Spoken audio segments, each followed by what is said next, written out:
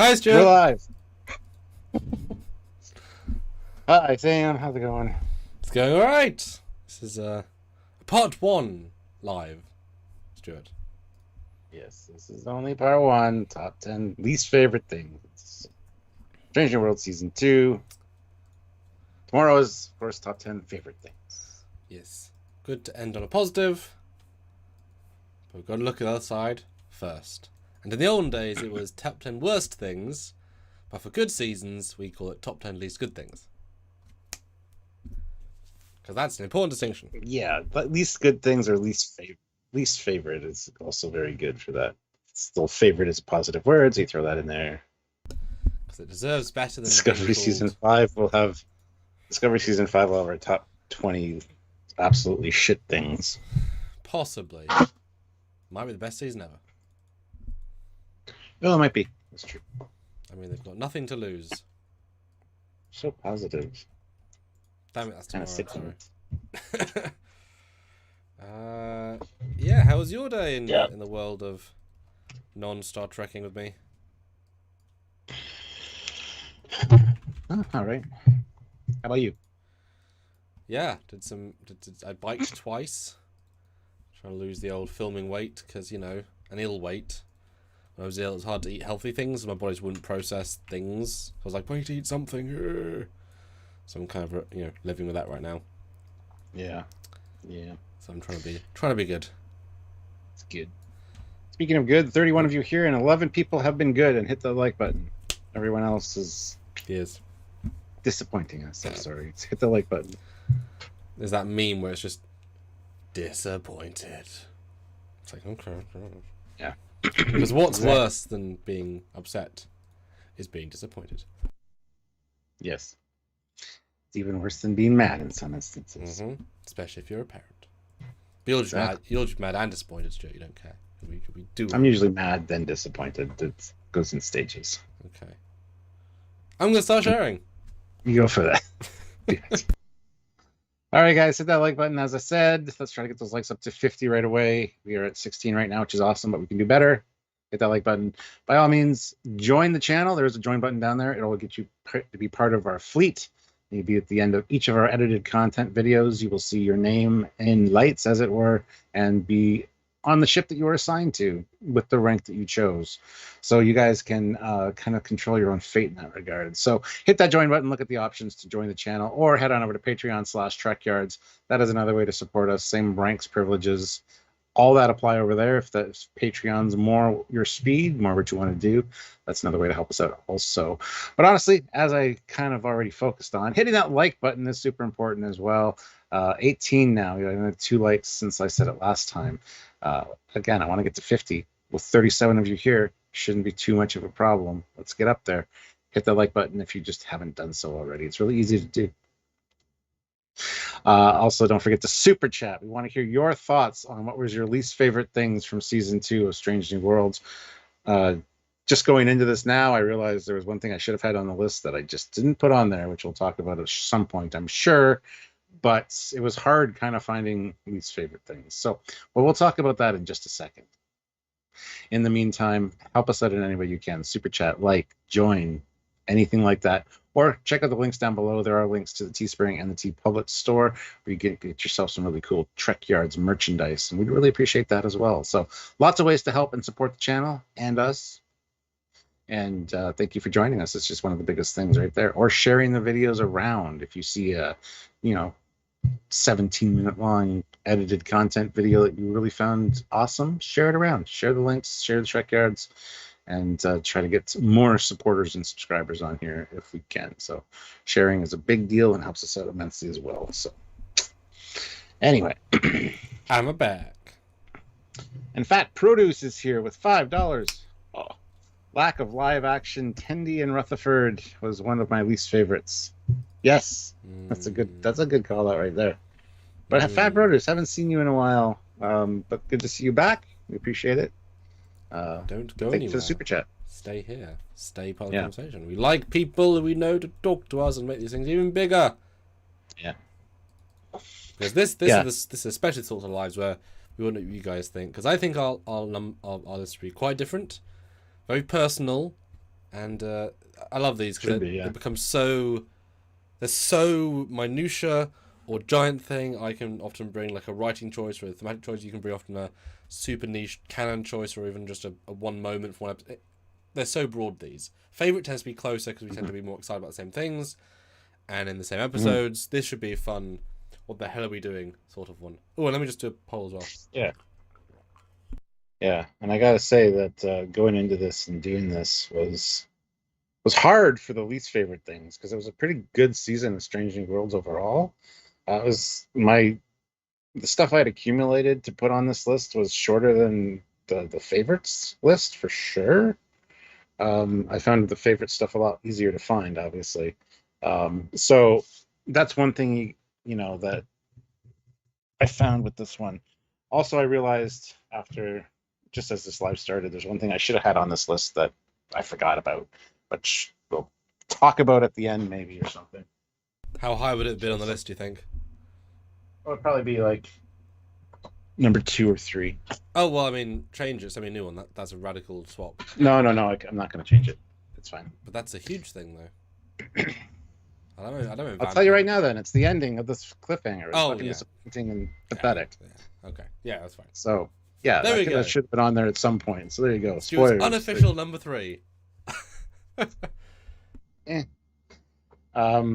So yeah, this was a difficult list to come up with for sure, but Sergeant Roadkill, 5 pounds. Just dropping by for a like before I am off. My major thing is how much James Kirk looks like the dad out of Modern Family. Bye. At least you didn't say Jim Carrey, because I had somebody message me and said, "Do you think that this progressive wokeness is the reason they cast this guy as Kirk to make him look like a goofy Jim Carrey and just blah blah blah?" And I'm like, "No, what are you talking about?" That's how far this wokeness shit has gone, to the point where people are saying stuff like that. Like, you're making Kirk, a strong character, look like Jim Carrey in a parody of himself. So yeah. I don't know. Sorry, but just thank you for not saying Jim Carrey. But anyway, yeah, we'll have a poll in a second here, and wonder how. Then we'll get to hear from Samuel how hard it was for him to come up with the least favorites list here, because I had to go through all the episodes, and it was a little rough.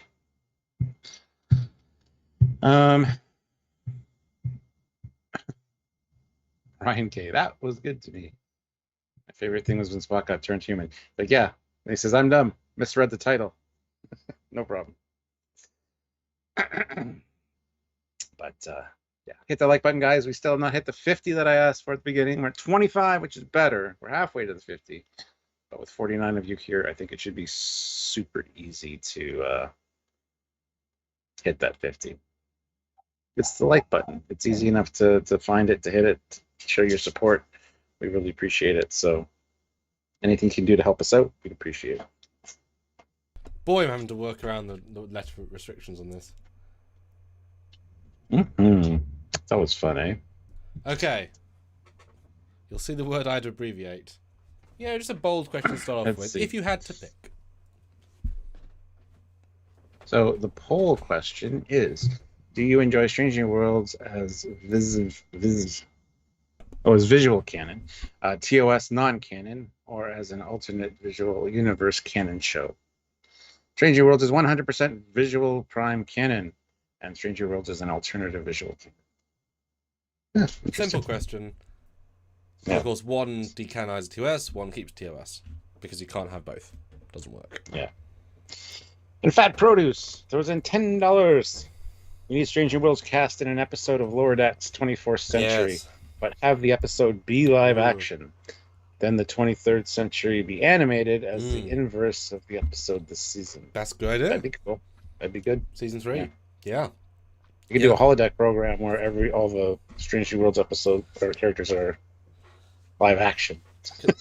Yeah, that could, or maybe they start in animated in the holodeck, and then they come out the holodeck. It's as live action Lower Decks and build a couple of sets, and that's their at the holodeck episode. They come out, but also we have the actors on the contract. That'd be great. Yeah. All right, how about you? Is it you find it difficult finding not favorite things? Well, Did some pop into mind instantly? not one or two, but it's such a medium season, right? With so many good moments, but not the most amazing moments and not that many horrible moments. So I did have to skim every episode as you did. I had to really go through and think and make notes. So that took a little while. But also it reawakens yourself to some of the choices you have. You know, I tend to just make hi Patrick. I tend to make just a scattergun, anything I see that grabs me, and then I list those because you don't want to order them as you go. For me anyway, because then this, then this, and this. I didn't do the best of really because that one was a separate pass because I'm in a different headspace. It's definitely a specific list. I pretty much remember mentioning every single one of the things in our episodes distinctly because they all sung to the top of problems. Mm-hmm. So that's been interesting as an equation. I don't know. Like I say, it's such a medium season. There's a few things, but it's for the most part really solid. Some things were annoyances, some things I wish they could have done. Some of them were just like, if it was a more universal Trek show, meaning respecting all the canons, like truly respecting them all, missed opportunities as well. You know, things that annoyed me, things that I wish they'd done. You know, things that gave me thoughts. I ordered them, so it was okay. It was okay, less than I thought. But I imagine if I started doing like, you know, dialogue choices, I might be more pissed off at certain things. But I'm reasonably happy with the list. I felt like 2 should be higher, but then I couldn't make them higher because there's you got to go on gut reaction, haven't you? Gut reaction. And Sylvia informed me that she's home now in the chat. Thank you, honey. And I was well aware. I could hear the dogs pitter pattering. Does she have a top 10 worst list? Is she also prepared? Is she kept her homework? Is she ready to go? Probably not. No. Do you have any honorable mentions before we jump into the main list? Let's take a look here. I don't think so. Because I do. Well, I got 2, I guess. Okay, honorable mentions, Stuart. One is the dickhead Vulcan that was talking to Chapel and turned her down. But that was just Vulcan's gonna Vulcan, ain't he? Like, that was just an Enterprise Vulcan. So that's one. And the other one is the Crossfield class being built in a cave. But that kind of got shuffled off. So there you go. Those are my 2 honorable mentions. How about you? Yeah, I have a couple. I'll burn through them. Spock's Vulcan harp being a canon problem because they've already shown he owned one in Discovery. So they got that wrong. The whole Illyrium loophole, making any Illyrium kind of join Starfleet, making it feel kind of pointless and weird-ended, unsatisfying. That resolution. The Khan retcon eugenics moving because Kurtzman and Goals want to be our modern era. The Pike fleet captain loophole bullshit that kind of devalues the whole point of the original dialogue in TOS. The Pelia #1 sequences on the collector thingy, they were all bad or okay. Just they have no chemistry as actors. Just don't work them together. Just not good. And then Benga killing some guy and then getting away with it at the end. And the way he did it, the way he handled it personally, and how it hurts his TOS character. There you go. My all mentions. Cool. Burning through them because I have thoughts on them all, but these ones I have more annoyance on. So, do you want to go first, or do you want to go first? Sure. Today? I don't feel like I often go first. Well, I'll go first in this. Let me just get Premiere. So, my number 10. I like how they can be small moments. My number 10 worst thing of the season, least favourite, thing I least enjoyed, was the Pike's death in episode 10. And by that, of course, I mean a spaceship saucer hitting a Breen tower like a mile away, causing a giant fireball both of the tower and the Breen Tower. Yep, Borg Tower. Yep, but Bolanite Tower. Yep, Benzonite Tower. Oh yeah, Gorn Tower. Destroying this tower, which itself will explode, and the saucer will explode with power. And they're clearly like 1 or 2 miles away. The blast radius clearly hits the shuttle, and the scene entirely plays like he dies. The shuttle does not have shields on. It's not capable of surviving this innately, and no lip service of that. It's just a really bad edit, and it's a CG sequence. Have the thing be further away. you would understand a giant tower being hit by a saucer. It's enough of a visual. It's a stupid moment that works worse when you think about it. Like he should have died. It was exactly played as if he died moment, and he didn't. Yep. Pisses me off moment. 9/10. That's a good one. Yeah, I agree. It definitely came across that way for sure. And also, I mean, not that they could scan very well. They kind of didn't have visual on the target necessarily. They had like a sensor blip kind of thing. So, how bad would you feel if that was your plan and you ended up killing your two Starfleet captains and an up and coming engineer? But yeah, that they didn't know the shuttle was there. That's fair. But I wish it would have been a little farther away and a little bit more realistic. Maybe some kind of ridge in the foreground, like between so that the blast kind of went up above the shuttle or something like that. But the way they filmed it was very odd. And then that flash of flame and it just cut to the next scene. So no, It's real bad. it is real bad. It's real bad. All right, well, let's go into my number 10. My number 10 is the strange anomaly left by the Kirkovians in the Vulcan system, which has been around for as long as the Kirkovians have been gone, apparently. And they're the ones investigating this. The Vulcans don't have a research station set up nearby or something in orbit studying this anomaly. The Vulcans have been doing science and space exploration way before we have, and way before the Federation was formed. Why do they not have anything there? Does this not interest them? I thought, as Vulcans and being loving science, this was just a very odd choice. I kind of like, you couldn't put it in a different system. That'd be too far to travel. I get all that, but it was just such an odd, weird thing. It's a very visual, weird, friggin' anomaly. It's the first time we're looking at it. Let's go investigate it. It's like, what are you doing? Yeah. Weird thing, but there you go. Yeah, it's like suddenly inventing there's an anomaly under the moon that's been scannable from a mile above, and it's like, we've got that like 200 years ago. What? Yeah. Yeah. But we need we need somebody from the Delta Quadrant to come in and investigate it like 150 years from now, because we haven't bothered.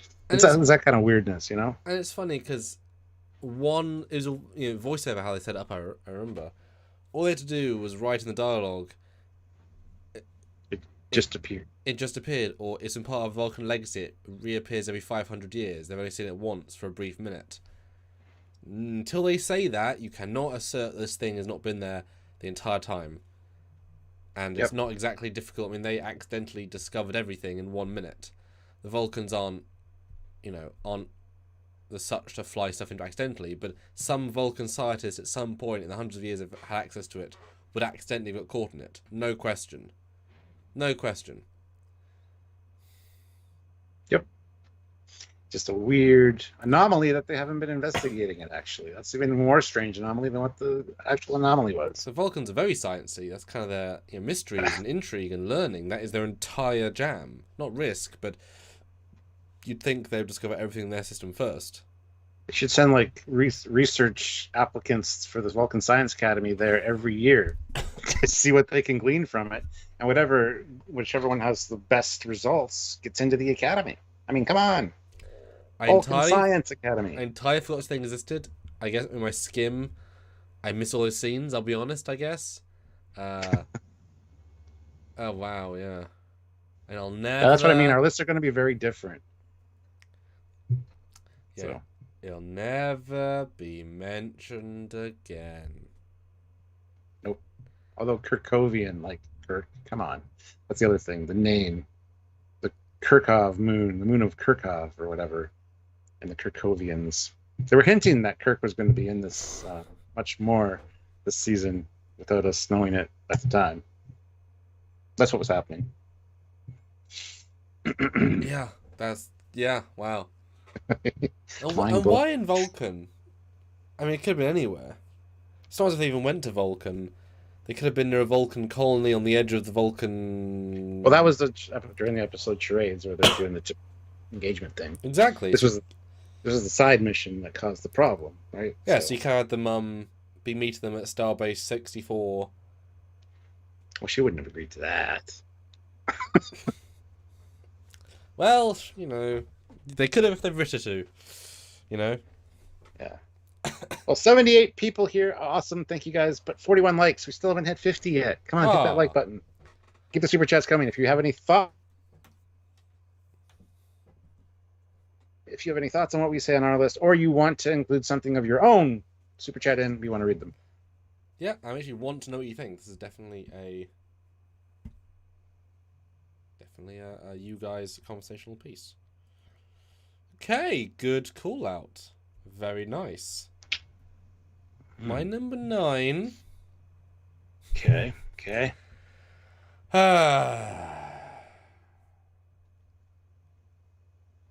This is a missed opportunity fail / a canon fail, but more missed opportunity. The inclusion of going back to Rigel VII, the Rigel one from Cage. Well, we know it was in the Cage era. We know there's no dispute, no doubt, no anything. Yep. And there's a screen record with the 3 people lost who are wearing uniforms that don't exist yet. With badges that don't exist yet. That is not correct. They should have been wearing... I mean, they could be photoshops, right? I don't know if they got exactly the same put in uniforms. They could be photoshops. They should have made 3 custom Cage uniforms, which are simple, way simpler than their uniforms. Sorry, way simpler. Which we see Pike in a picture with Captain April wearing. Yep. They should have been in Cage uniforms. There's no debate about that.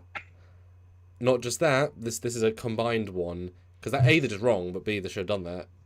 But also, there should have been Cage lasers in this episode. It would have been far more fun than them to have the giant phaser rifles if we'd seen them with Cage lasers. Don't have to invent a rifle. I mean, the lasers are really simple as well. Like, you could 3D print them in no time, paint them. Then imagine having having 10 phaser lasers and Cage lasers, and then this really fun. I haven't seen those in a long time. Or some fun meta commentary, and then also in the first episode, in the box with the Klingons, we joked they could uncage lasers then as well. And now we've seen the season, they could have done it in both points. So that would have been reuse the props, right? You build 6 for that sequence in the box, and we brought you weapons. They're not new weapons, but they're medium weapons because they're newer than Discovery phasers. Because Discovery phasers, we've seen them earlier, so they are newer than them technically, maybe. And then you could reuse them in the other episode, and then it would have been a really nice canon nod. They're okay designs by themselves, and they're correct. It's just missed opportunity. Had really distinct points to put Cage canon in, and they just canon mistake here. Very good call out. Yeah, I kind of missed that one too. That's why these lists are going to be fun to do. Okay, I'm glad we have a reverse miss one then. That's good. Yeah, for sure. Yeah, like I said, there's a picture of Pike and April with Pike wearing one in Pike's quarters, the very turtlenecky kind of look. Even that, or go back to the goddamn asymmetrical collars when we first see Pike. I would have hated that too, but at least it would have been more correct. They're just trying to they're just hoping that everybody forgets that things look like shit before, like in Discovery Season 2 with the asymmetrical collars, because those uniforms didn't look good. So they're putting these on just this is our TOS show. We're just gonna, nobody will notice, nobody will care. It's a quick thing on screen. Who cares? Well, we notice. So I'm fine with them doing this over using those designs, which let's say were terrible. But then you also get things like the war flashback with Chapel, and they're both wearing Enterprise patches when they're on random planet, and also other uniforms aren't correct as well. That are they don't use Star Trek continuity when it comes to costumes and props and sets. I guess their budget's so low they can't build new costumes, etc. But I mean, come on, Cage costumes are so simple. I guess the shines of the fabric is difficult, but it's just it was so easy to win huge fan points. And it would have been okay if you visually update them a little bit. Both, and then you get free, XO6 new models, and you get all sorts of cool stuff you could have done from that. Just a shame, and they're wrong. Yeah, and when you see the guy on the planet and he lifts his coat and shows the delta, and it's he's still wearing the red uniform. It would have been cool to see the older uniform and an older delta even. Yeah. Yeah, fabric patch. It's missed opportunity. Such an obvious thing, and those uniforms weren't there at the time. That's one thing you can't query with, because we know those uniforms, because the whole point of Cage is they came just from this planet.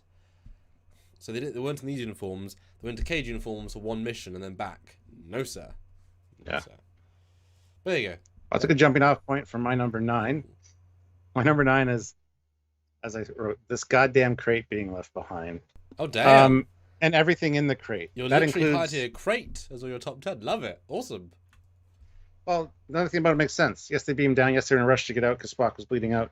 But why are you beaming weapons and stuff down to a first contact? Why do you have all this equipment? Sure, if it's in a staging area, a landing area, sure. But you also have a quartermaster on the ship that knows what was being down. You would not leave.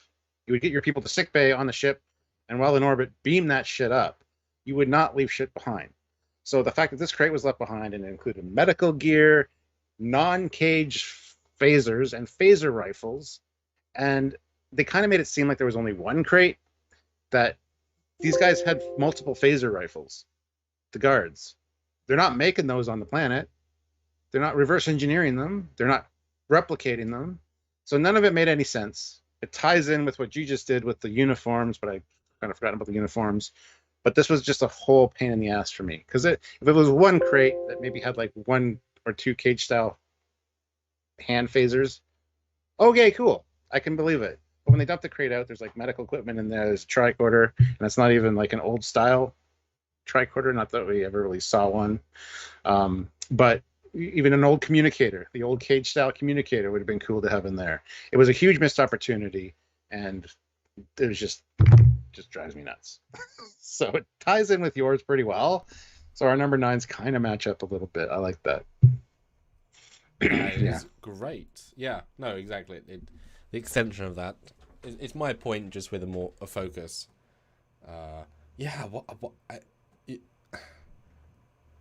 Like, they all know the Prime Directive.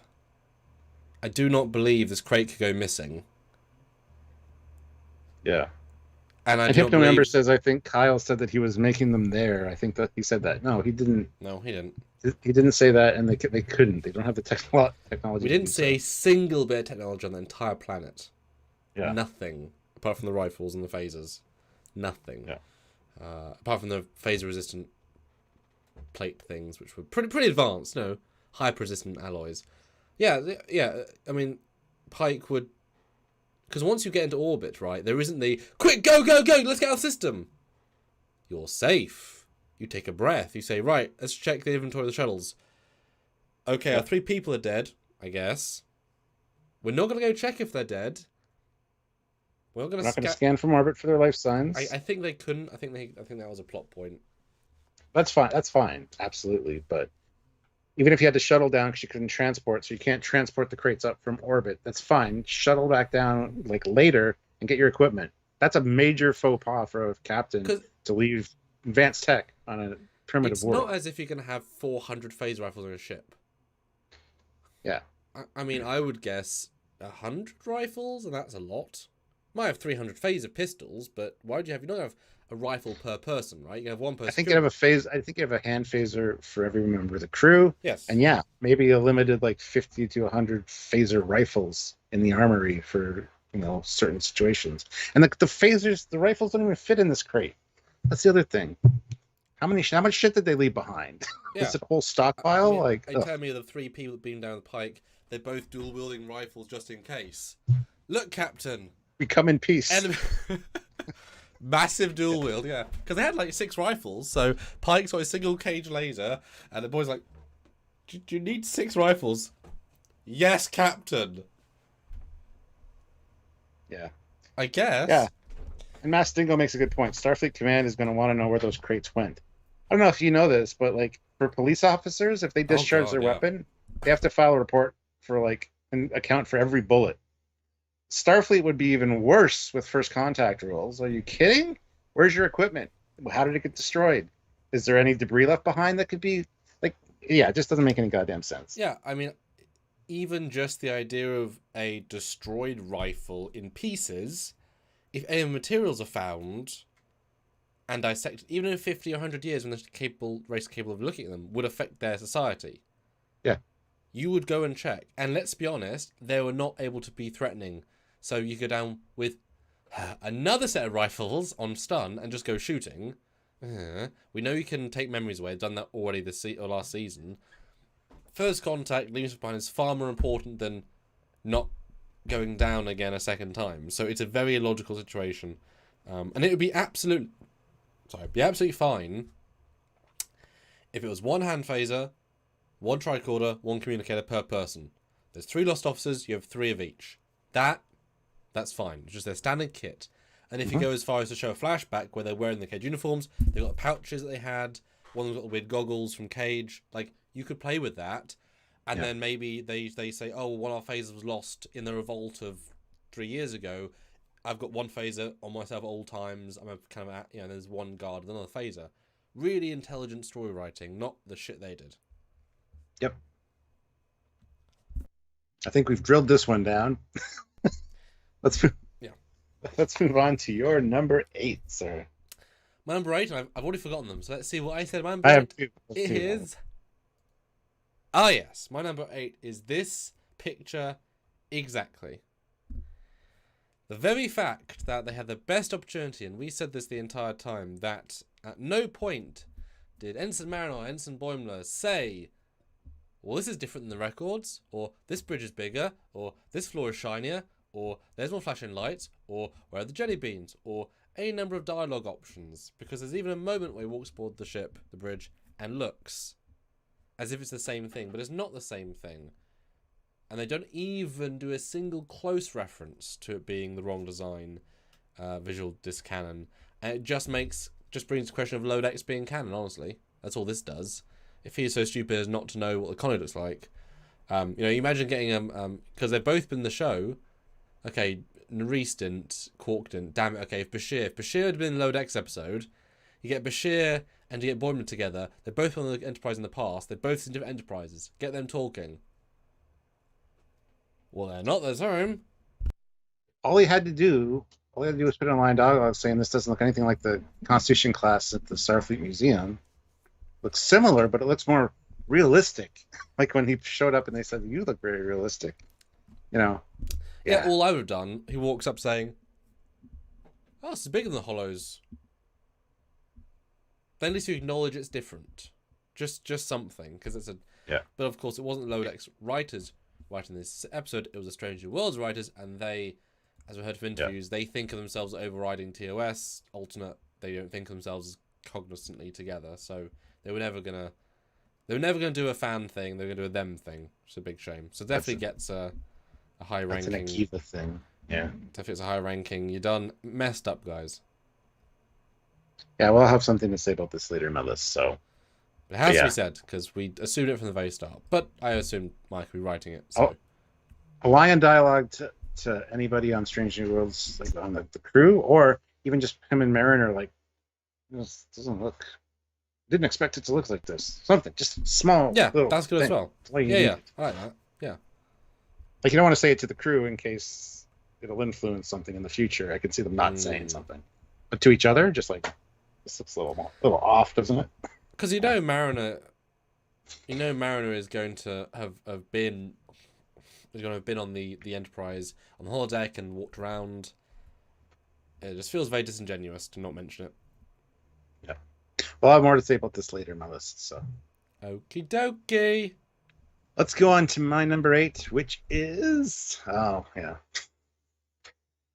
You had one job on this. You gave Spock a beanie, right? Hiding Spock's ears. Yay. But you goddamn well put the delta on backwards. How do you even do that?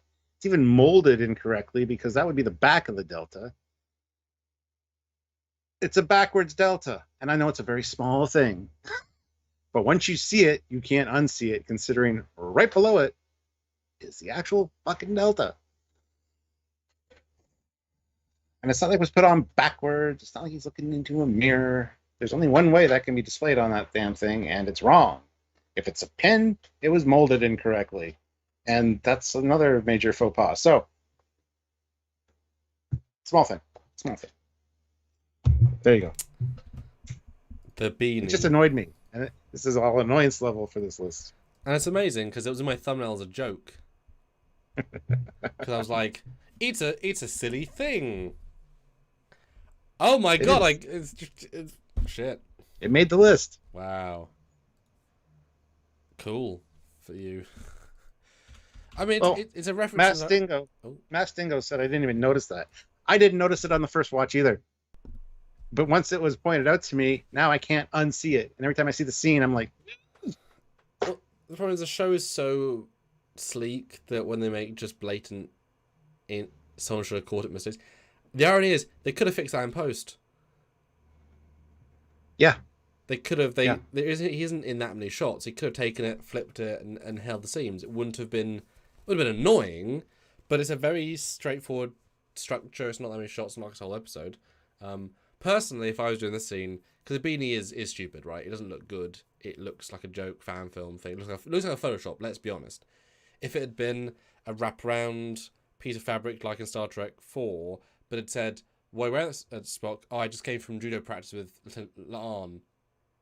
yeah. Because then it would have been a funnier reference, like, "Oh, okay, there's a real one." Like it would have been a proper flag thing, and you know,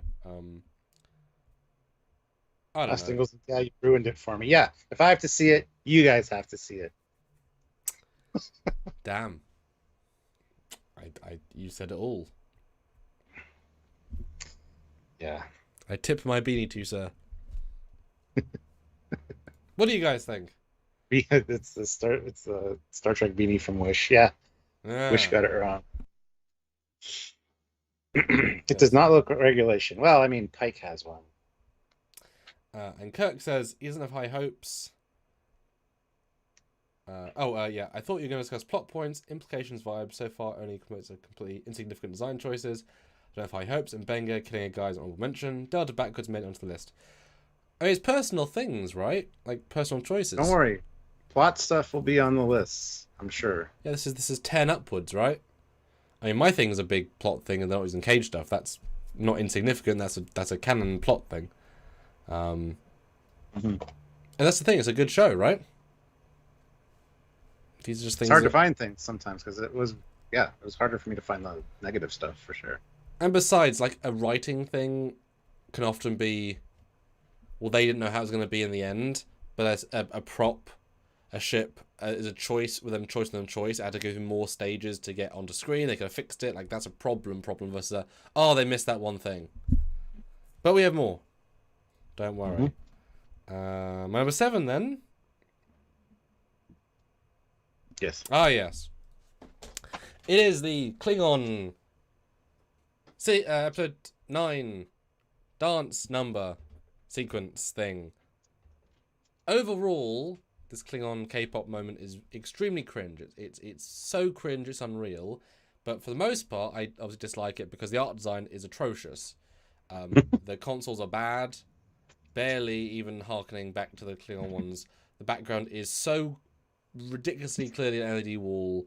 It's the cheapest, shittiest cutaway. If you're not going to do it, even okay, don't bother doing it. And I'm sorry for the actors spending hours in makeup to be given such a garbage scene.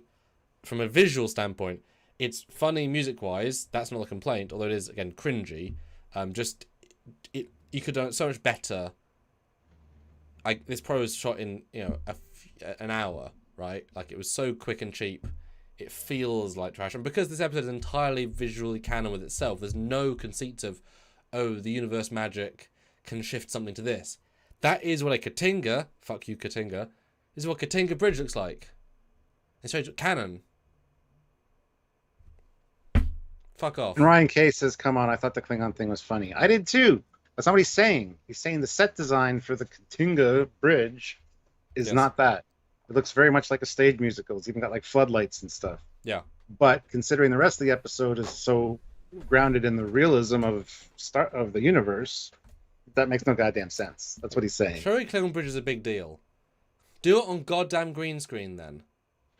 You could have fixed all this. You could have fixed all of this on green screen to have proper depth. It looks like trash, such trash, and it's sad to see a visual that we have to ignore instantly. Like this is not a Katinga Bridge. End of discussion. You're never going to see this again. It's not going to be what we're going to use. Never going to move on. So joke scene means nothing. Ignore it. The bridge is nothing, right? It's a waste of a... Yeah, real shame. Yeah, we did a whole video talking about it. So, Mm-hmm. but I want to move on from. I didn't pick that one deliberately because I knew people would be like, "I really like this." It's like, yeah, well, that's not what we're talking about here. So, anyway, let's go on to my number 7.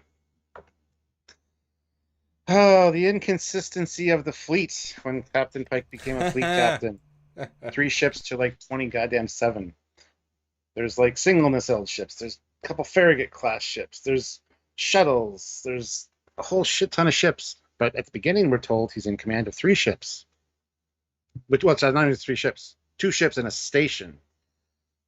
The Farragut, the Enterprise, and the station. And then when the evacuation happens, all of a sudden there's a cluster of ships around. Plus, they all had to be evacuated as well, because I'm pretty sure if they were there, they had engineering crews aboard helping finish things up. But remember, number 1 said, "Oh, now we've got three repair teams." Those guys are just hanging out. Yeah, it's true. But not bothering to help this giantly important space station after a fix, with like 9 different repair teams. Yeah. And I didn't see, again, first time watching, I didn't see all the ships in the background because there's like a couple Farragut class ships. There's a single nacelled one there. And then you pointed out, and the next time I watched it, I'm like, oh, for Christ's sake. Actually, like freeze framed it, and it's like, there's at least 6 ships. And not including shuttles. And I remember your face when I said there's more ships. You're like, I didn't see any. You didn't believe me. I could see it in your face. Like, yeah. And then like, oh shit, there's a whole fleet. There's so many ships because they're so goddamn small. Like, you can forgive anybody for not seeing them, right? Yeah. It's just motion.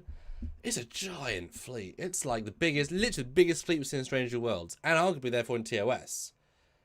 Yeah. Which is great if he's the captain of this giant, and it would have been cool if they'd said, fleet captain, 10 ships, all working together to fix this station. Awesome. But the VFX team entirely didn't read the script, and they didn't coordinate in any way. It's like the visual effects guys got a note saying, yeah, fleet captain Pike is in this episode. Oh, fleet. Okay, yeah, gotta do fleet. Didn't read the script. Didn't know there's only one other ship. Yeah, it's just. Again, a lot of these are personal annoyances. They might not annoy everybody, but for me, it's just one of those things that now I can't unsee it, and it doesn't make any sense in the context of the episode. So. Well, it's just another wronganism. Like, they are just wrong. Yeah. And not only visually wrong, like a mistake or an error. This is like in the script. They say fleet captain in charge of the Farragut and the station. That's it. They didn't say any other ships coming in. There's a lot of ways to fix these problems. It's never done, and that's the problem. Yeah. People saying maybe they dropped off supplies. Great, use the engineering team. This thing is 6 months behind. You couldn't convince me with any amount of money that any ship in range wouldn't lend a hand. This is This is out of Federation space, or the edge of. Ships can't just get here except with weeks of travel in proper canon. So these ships are all going to help. Every single one. Even just the chief engineer is going to come aboard and help. Well, Gorgonzola says this was a gas station. Maybe the others were queuing for dilithium. No, because this is on the far deuterium. This is on the far reaches of the quadrants as a jumping off point. Why would you have so many ships of your fleet, not only on the far edges of the quadrant, but localized in this one spot? It doesn't make much sense at all. You can't explain it away. And also, it's not online yet. That's the whole point. Yes. It ain't pumping gas. Waiting. Yeah. It's a dumb thing to warp to the furthest point of space that you can access to get gas. If you can't get gas there, how the hell are you getting home? Especially when you can do, personal charging. That's okay, right? Yeah, it's just a funny thing because they just like each of those ships took time to animate and hand move and render time. It is intentional, right? Yeah. Very strange. Very, very strange. All right, moving on. You're number 6. Okay. This is a very specific use case annoyance. And it didn't really crop up after this, but this was big. Episode, the one with the Rigel VII again. This is one of the more problematic episodes. I'm not excited to watch it again. The bad use of the LED wall for this episode. What do I mean by that? Well, in this episode, of course, Rigel VII, the big purple planet from Cage, apart from in winter, and you've got the castle set, which is a lovely set. They spend 2 or 3 scenes in it, fine. They spend a bit of time in the Enterprise, fine. And a little bit of time at a little inside little hut set. About half the episode is in the LED wall set with the exact same feeling 360 vista of snow and mountains, with just various degrees of, let's stop and look over this ridge. Okay, next scene. Let's stop here and look at this castle. The exact same thing scene. Next scene. Let's just sit here and be in little prison boxes. Same scenery. Oh, let's get here and let's wait for this old guy to recover. Exact same scenery. Half the episode is in the same 360 feeling. It makes the whole episode feel monotonous, drab, boring. And if you're unlimited ability to change the goddamn set, which is the whole point of that, you could change the weather pattern. You could make it snow. That's more expensive. You could make next to one of the mountains. Make one of the. That's the whole point. Have the exact same feeling thing 6 times. Isn't even a budget problem. It just with the whole 1,000 segments, just like feel like I want to skip them. I can't do it. It's like spending 50% on a Planet Hell set in TOS with the same one clearing with 3 trees and a purple background. They never did that because they knew it wouldn't fly. We can only get so many angles. It'll just feel the same again. They never did that. They did more. They built more. That one thing was really bad. It let them down. It was close with episode 1 with the Klingon structures. You felt the LED wall text so strong with the little limitation factor, the compressed factor, the bland color palette, because they use it to light the scene. But if the scene is a drab grey and green dreary set, the actors feel like that. And there's nothing visually. It's horrible to look at. And if you do it 4 times in a row, it's horrible. The reverse of that, of course, was the use of LED wall tech with the Klingon destroyed outpost thing in the war set. That was really well done. That was very, very well done. Yeah. Entire opposite. Solid A. This was a solid D. They let themselves down so much with it. There you go. Yeah. No, I agree. I usually don't I don't look for the division between the wall and the set as you usually do. And sometimes you actually point out, I'm like, that's not a bother for me. But yeah, I agree on the monotony of the scenery, the lighting. It's all kind of ugly and drab. And I get, the winters on Rigel VII are crappy. You know that now. But still, you're right. Changing it up from day, because there's they stayed in the cages overnight. The next day could have looked a little different. Could have been snowing, as you said. You could have done some more dynamic things with that. So yeah, I agree. I agree with that. It's just you got this amazing LED wall. You could do so much with it. And it's fascinating that potentially they might be utilizing the exact same scenery vibe for 5 to 7 scenes, so that you feel this never-ending monotonous vibe that nothing ever changes. As a visual metaphor for the characters, they're not. I get that, but when it actually hurts the viewing experience, that's a problem. It's like Picard seems to be being so dark. I understand you want to look moody, but it actually hurts the viewing experience. It might be cool on paper, but to have the director say we have 7 scenes in the exact same spot, except put a rock there, and I love what you just said there. What if one day it had thawed, and it had been rock, and then snowed again, like this ridiculous life cycle of the planet. Like some days it's snowing, you know what I mean? You could have really, really fun, weird dynamic, or if it's at night, maybe the snow glistens. And so in the night scenes, it was or there's the night light sky thing, the famous thing. What's it called? Aurora Borealis. Yeah, Northern that Lights. would have been visually amazing, and it's just hitting the ground. You could have done so much with that, and you did absolutely nothing with it. So yeah. Yeah. Yep. Yeah, I don't have much else to say on that one. Yeah. Let's move into my number 6 then. We're hitting the halfway mark, guys. We only have a few super chats. If you guys want to super chat in your thoughts on any of the things we're talking about, or any of your own personal dislikes of this season, let us know. Super chat in and hit that like button if you haven't. Yeah, this is what we do for a living, guys. Help us out. Oh, my number 6. Chief J. the 12-year-old? Mentioned once, seen once, never explained. Mentioned twice. In the last episode. Mentioned twice. You're right. Yep. But only seen once. Never explained why he's 12, or however old he is. He is not. It just it had me scratching my head when I saw the scene. I thought there'd be some explanation, or we get to know this character at some point. No. I wish it would have been like the Asian guy that was in the cage, in the transporter room, or somebody that we know, or at least focus on this character, or mention him, or have some kind of backstory for him at some point. Mentioned in one episode and then just gone. Yes, mentioned again, and he's a chief. He's like an engineering chief, like Miles O'Brien was in TNG. Like, it's a pretty important post. Is he a young Sheldon? Is he a prodigy? Is he another species? Is he a young Lanthanite, maybe? Who's actually like 50? Pulling a Grogu on us? I don't know. I don't know if that annoyed anybody else. A lot of people probably completely forgot about it. But it just seemed very out of place and very weird. Like, this is the director's son, or this is something, one of the cast members' nephews, or whatever. I don't know. I'm done talking about it. There you go. It's a very simple one, but it really just irritates me.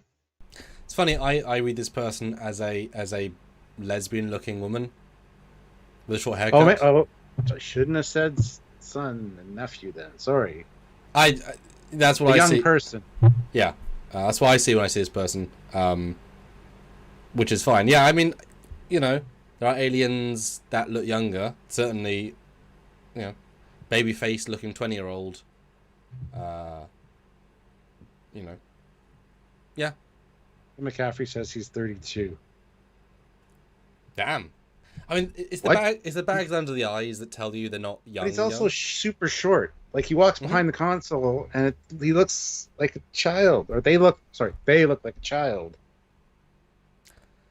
I mean, they hired a small person, but not a small person, just a small person. I mean, 4'2" person. Yeah. I mean, it's just, it's random. It's probably someone new and said, hey, let's put someone who's a bit ambiguous, who's very short, just create a different vibe. Which it's fine. It's actually kind of funny, because that comm badge, now you're saying, it does look too big on them. Because, of course, if that's a normal comm badge, it would look bigger. Yeah. Yes, it's someone's like nephew, and they were like, we are going to make you a custom uniform. Which, that's a different uniform as well. It's got black it is, yeah. Stripes. It's actually kind of cool. I just, if it's a different species for the sake of having another variety on the ship, then mention it at some point. Or have them in the transporter room, so they're a regular, kind of like a secondary regular. They don't beam anybody else in. Anyway. Or just give it to one of those Tellarites that you had walking the halls with all these hours of makeup that looks incredible. Yeah. Yeah, I mean, I say it felt odd from the first thing, but, good for that actor to get a brief cameo in Star Trek. That's what it is, really. Yeah. That's kind of, okay, fair enough. But we're almost at the halfway mark of our live, and we're almost at the halfway mark for our lists as well. So, guys, consider hitting that like button and super chatting in. We want to hear your thoughts. What do you think our number one's going to be? Let us know. A lot of people are pulling out some good ones that I never even considered that I should have said. Like Ryan K says, one of mine is they keep calling the Enterprise the flagship. Yeah, but in their world, it is the flagship. Exactly. So they've mentioned it multiple times. That's neither here nor there, right? It's like in their version, it is. What can you say? Yeah. Okay, my number 5. Yes. Now this one is I semi read it at the time, but and you sent me actually this like 3 days ago. This, which one of the great episodes, it's the La'an and Kirk alternate Kirk time travel episode. It annoyed me at the time because the writers are quite clever, except when they're not. Why are they dropping off their uniforms in a bin? That breaks the temporal prime directive. That breaks the prime directive via time travel. It's illogical. The fabric is to be stronger, more capable, have properties of comm badges. Some homeless guy's going to find it, walk around. Someone's going to... In no world would Chief of Security leave your uniforms in a bin. You could just put them in a bag and walk with them. Leave them in the hotel room, that's fine. You would never do that. ever. The thing is, too, when they put them in the bin, I think they also had the comm badges on, Yeah, or they not the did. comm badges. They're not comm badges. They're just badges. You would Yeah, take those off and put them in your pocket because yeah, they're even in Star Trek 4. They're like remove all rank insignia and then identifying pins, yeah. right? Like there's 2 different universes worth of badges with 2 different universe signals. So that is entirely logical, and but not just that, as you pointed out, in TOS, these uniforms are climate controlled. Yes, they are.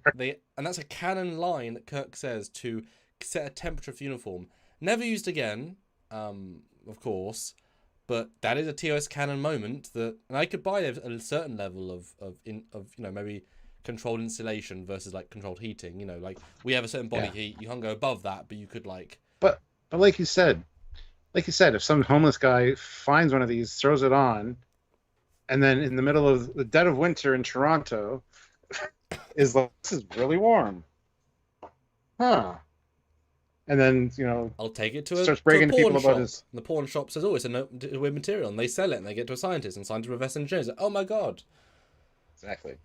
Yeah, it's just there is no logic in that. It's a bad writer who made it, and it's an entire plot point. Like they shot a scene, and like I say, if the uniforms are gonna be capable of insulation, so just the fact that Kirk is cold is also incorrect. The uniforms are not that cold. I mean, unless it's like freezing, the uniforms will be insulated. At the very least, they're going to be insulated. Space insulated, so he should be fine. Hands a little bit nippy. They've already established that they don't need them anymore. I mean, even in the movies, because they wear like heavy jackets over to regular one. In Strange New Worlds, they have away team jackets for colder climates. Like they kind of did away with all that. Like TOS had them be on any planetary surface. This was fine. Well, they're more advanced. They were temperature controlled. I mean, they're being futuristic. Yeah, it's not a piece of clothing; it's advanced clothing. And then also, as a double down, because it's the same moment, the idea that Canada no longer exists, despite and people don't call it Canada anymore. No, they do. In many treks, as Nick said to me, Nick Cook said, Eddington says he's from Canada. Eddington was born way in front of this. So yeah, he had a lucky loony. So the writers are again just wrong, just flat out. They didn't do the research. And if you're gonna mention Canada joke, you check. To be Canada. fair, there. Oh yeah, shoot, that was Salon that said that. It wasn't. Yeah, it was Lan. In the country that used to be Canada. Yeah. Like it's just the scriptwriters didn't do the research, and it's fine if it's an offhand, like dialogue beat in a paragraph. It's a plot joke. It's a thing you'd research and check, and they're just wrong. Yep. Yeah, the disposing of the uniforms was a big one for me as well. I didn't really think about him being cold, but yeah, you're absolutely right. There's so much around this one. Yeah. But yeah, disposing of anything in the past. You just wouldn't do it, especially not a security officer. Especially not into just a garbage can on the boardwalk. You'd find a more discreet place to like hide it or get rid of it, right? Like I'd be fine if they burned it, if they were in the hotel room, and so I'm put into the fire, you saw it burn. Weird, I would accept it. Don't get the logic behind it, but I could accept it because you could use that for any number of things, and they could have made a plot point out of it. Maybe that could have been, I don't know how. Obviously, it's just yeah. And Kyle Wong throws in 20 pounds. Amazing super chat, thank you, sir. It's attention detail that lets it down. It's attention to detail which lets it down, which takes you out of the story. The lack of attention isn't just with Strange New Worlds, but with many recent shows. Example, Rings of Power, Star Wars. However, HBO don't make these kind of mistakes. Yeah, I haven't every show makes mistakes like this, honestly. But it's just funny. I write a lot of Star Trek, a lot of fan Trek, and I research the shit out of what I write. Yeah. I literally, the one that just came out, the Legacy Enterprise B, I wrote in the story they take a runabout from a space station to a planet. And I very specifically gave myself plot constraints of taking 1 day there and back. I wrote that in for a reason, right? So I assumed, let's say 5 light years is a good simple number, right? Turns out a runabout can only go so fast. You can't even get one light year there and back. It takes more than a day to do a light year at that speed. Oh, okay. So I had to go from 4.6 light years to 0.6. Just so the scene to make sense. Because I was not going to accept obvious flaws that you can not write in. Now it seems ridiculous. They're getting 0.7 light years. But it's like, yeah, well, that's how long it takes to do that. That's just the rules of the universe, right? You got to go by the rules of the universe. Well, Murloc says doing research would be a no-brainer for a writer, right? Yeah, but even if you got a writer that comes in that doesn't know the lore, you should have a canon checker. You should have people that are on staff that know that kind of thing and would research and say, "Can you just fix this one line?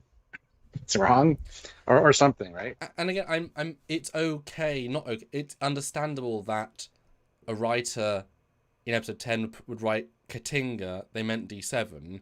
That's just so no one caught it. It doesn't affect anything, right? It's an offhand note. These two are in specific reference moments, filmed moments. They're specific that you would check and thought. So yeah. It's a shame because, yeah. And Defo77 points out something that I noticed rewatching this for this list is that Kirk's Starfleet badge is huge, or his Earth Fleet badge is huge. It's very thick. You had to walk around with something like that. I don't think you get caught on everything when you moved your hand But yeah, you're right. Yeah. And these are just, canon things what I'm going to focus more on. Yeah. But yeah, bugged me the first time.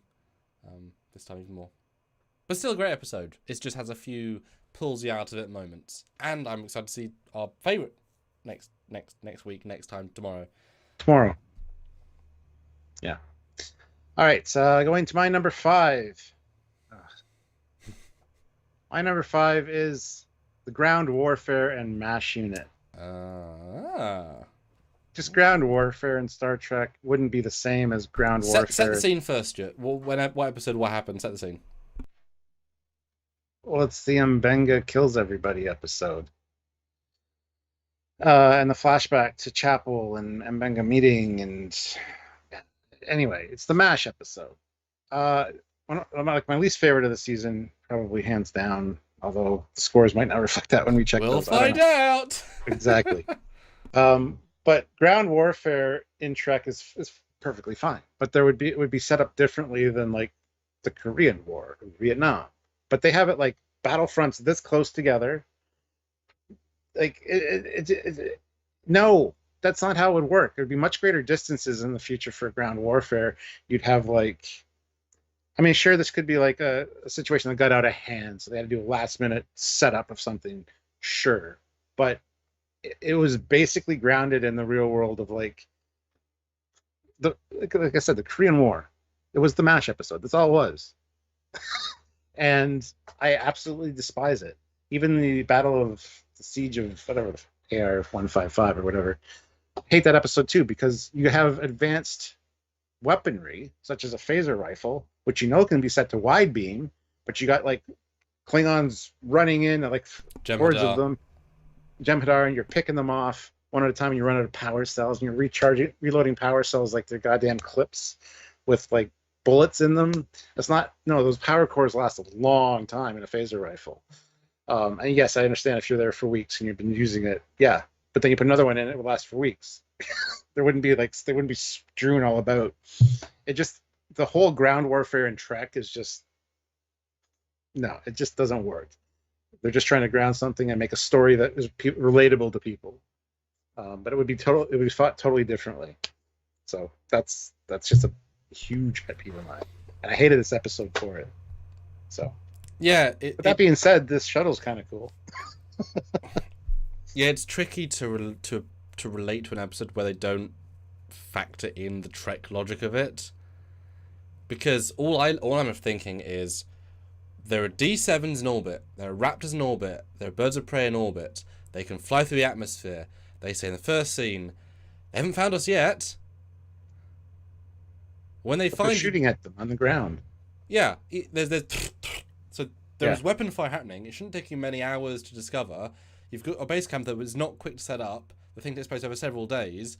As soon as a bird of prey discovers you, they're just going to bomb you. There's nothing there to stop torpedoes from firing, and if there is, that thing will be in all ships ever. There's nothing in both seasons that can stop or even misalign torpedoes from hitting. Every weapon hits. There's no ECH, right? That's not tech that we see. So there's no bombardment factor. So having a base camp where you're beaming, like constant beam signals. The Klingons can track beams. Transporters are hugely power intensive, hugely. There'll be generators. There'll be to block all that would be insane. And you can see the city. It's not that far, and the Klingons will know transporter ranges. So they'll be okay. They're beaming troops into this area. Transporters work 100 kilometers. Okay, it's not in the ravine of Jakdek. That'll kill people. It's not in the chasm of Duchbach, and we've killed everyone in Duvach. Okay, it's probably in this bit. We'll search. We have 45 birds of prey in orbit. We'll just fly them around. Oh, we found them. Shoot them. Okay, we're dead. If there's no ships here, it's not that important a planet. What was a moon? A moon. A moon. So. And they're not. And if they're not, if there are ships here, it's not that important. Then why are we being presented with these warlords and it's a big war? It's a nothing. It's a who cares war. And then, but then one ship can entirely change the combat situation. But then why are you sending these? It just but clearly, if there's freighters coming in to drop supplies, well, they're gonna warp in and go into orbit and get shot at.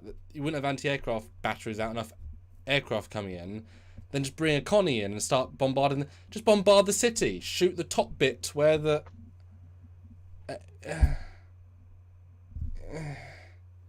Like, it's fine if they were underground, right? That would have helped a lot. Then it would be a cave system, a secret cave, out in the open. Because you could, okay, cave, for example, maybe they built a structure 100 miles away under a boronite substructure, and you have to go through this cave system to get a transporter pad. Cool. Now it can't be bombarded, can't be scanned, plot holes resolved. Nope. The doctor says, yeah, the medical camp should have been in a cave. I would have bought that a whole lot more. Like I said, they went for the MASH thing, even with the incoming transport. It's like incoming choppers with wounded. It's the same thing. It just took like, let's wait for a Korean War and then just put a Starfleet skin on it. They're also implying that neither side has transporter inhibitors. Because Mbenga beamed to the city, fought his way through the city. They will have transporter inhibitors. That's a basic tech. Once you invent transporters, you can inhibit them in some small way. He obviously didn't beam into the High Council chamber, otherwise everyone's beaming everywhere, in which case he could beam out. So he had to beam, let's say, a mile from the building. But if you were smart as Klingons, knowing you're fighting Federation, you do inhibitors in the entire city. So he beamed outside the city. He killed everybody through the city to this most secure part of the city. How did Mbenga just kill 150 Klingons when in the other episode he barely takes out the ones we see, and all these Klingons in the city have disruptors who are just shooting at him? And it's nonsensical. It's a good episode overall, right? Like at its core, but they didn't think that, they didn't Star Trek it, which is a problem because it's in Star Trek. Yeah. And it'd be different if it was on a space colony, or there's ways you could have done it which would have been way smarter. But it's just such a hard thing to write around. Like, I'll never do a fighter combat sequence in Trek, because as soon as one capital ship comes up, pew, pew, pew, they're all dead. There's nothing gained by that sort of sequence. It doesn't do anything for me personally, and you can't logic it. Yeah. Yeah. And you can imagine, the first guy in this battle to invent a wide beam phaser wins. Like, they're inventing. Or even, Section 31, why aren't they walking in with their enhanced weapons and their enhanced body armor? Why isn't there an angel suit coming in and just... No, it's a problem. It's a problem. Yeah. Good job. I get that the episode was enjoyable for different reasons for some people, but it's because most of those people were in the military and like telling people like me, like, you didn't understand it, that's why you didn't like it. Didn't need it to make sense. The opposite. Yeah. Yeah. Because it doesn't make sense. Yeah. All right, well, we're at our halfway mark, guys. We have 78 likes with 87 people here. Let's try to get to 100 likes. Hit that like button. Super chats would be awesome right now. So, Kyle Wong, thank you for the last one. That was amazing. But put in your thoughts, guys. And just to double down once more briefly as well on what you just said, it was desperately missing a cut to space sequence to show Because there's no ships in orbit, it's not an important planet. But if there's a constant, but they would, I guess not showing it takes away the questions of is there ships in orbit. But it'd have been so cool to see, you know. But again, they would have built more assets because they can't show D7s or Katingas yet because they don't exist yet. This is before, you know, they would have to use Discovery Klingon ships, the garbage ones, or you know, just pull an Enterprise model out of Mothball, bring a Raptor, refit the nacelles a bit, blah blah blah. Yeah. Nice one, Stuart. Well done. We're able to rant on each other's points. Thank you. I like it because I wouldn't have included this. I know. Good job. All right. Now we're starting to get to the pre-bronze. I'm ready for my pre-bronze. That's not a euphemism for something, so yes. I don't know what that means, so I'm going to say no. My pre-bronze is wonderfully apt. What do you think it is, based on what we just talked about? It's almost the same as what we just talked about. Oh, and Mbanga getting like away with murder. No, that was my honorable mention. My pre-bronze is this bullshit. And I'm just doing the graphic now. Is the fact that the same goddamn ship... Yeah. In the same goddamn season... Look, Stuart, on screen. It says D7 class. Then it also says Katinga class. I know enough people are going to make this argument because they're talking about the ship. You got to watch out for those forward-firing disruptors and torpedoes, and it's like actually on the Katinga you got to look out for the rear-firing ones. It almost makes it seem, and people are going to make this argument, that the Katinga is a newer class that has rear-firing torpedoes that the D7 doesn't have. That's why they included that line of dialogue. I'm playing devil's advocate here, unfortunately. Don't make me wide beam you. Yeah, I've got the phase. You know, I've got the phase rifle right there. I'll just walk away from you and fire my rear-facing torpedo. It sounds very dirty. And it's funny because the reference is wonderful. TMP, love it, clever, but it's the same thing. It is worse than there's a Connie and a Somber, who are the exact same ship but are different ships, even though they're the exact same ship. It entirely reduces the Connie's everything. Its glory, its point. There's nothing different about them, right? Here, it's the same 3D model for the exterior, so there's nothing different there. The wireframes are the same, because they use the same wireframes. And I did see some arguments in our video. Well, actually, it must be a Katinga class D7. A D7 class Katinga. Well, fuck right off, first of all. And B, no. Now, double proof. It says D7 class and Katinga class. So no, the show acknowledges they're different classes, which I didn't know until reconfirming. And of course, fuck you even further, well, the D7 is what we call it, Katinga's what they call it. Well, why the fuck are we calling it Katinga then? And Lorel called it D7 when they launched it as the D7 class. So no, we all call each one a D7 and a Katinga. They're different goddamn things. And one launches very late in this, and it looks different. I love that. That was hilarious. You're very passionate about this.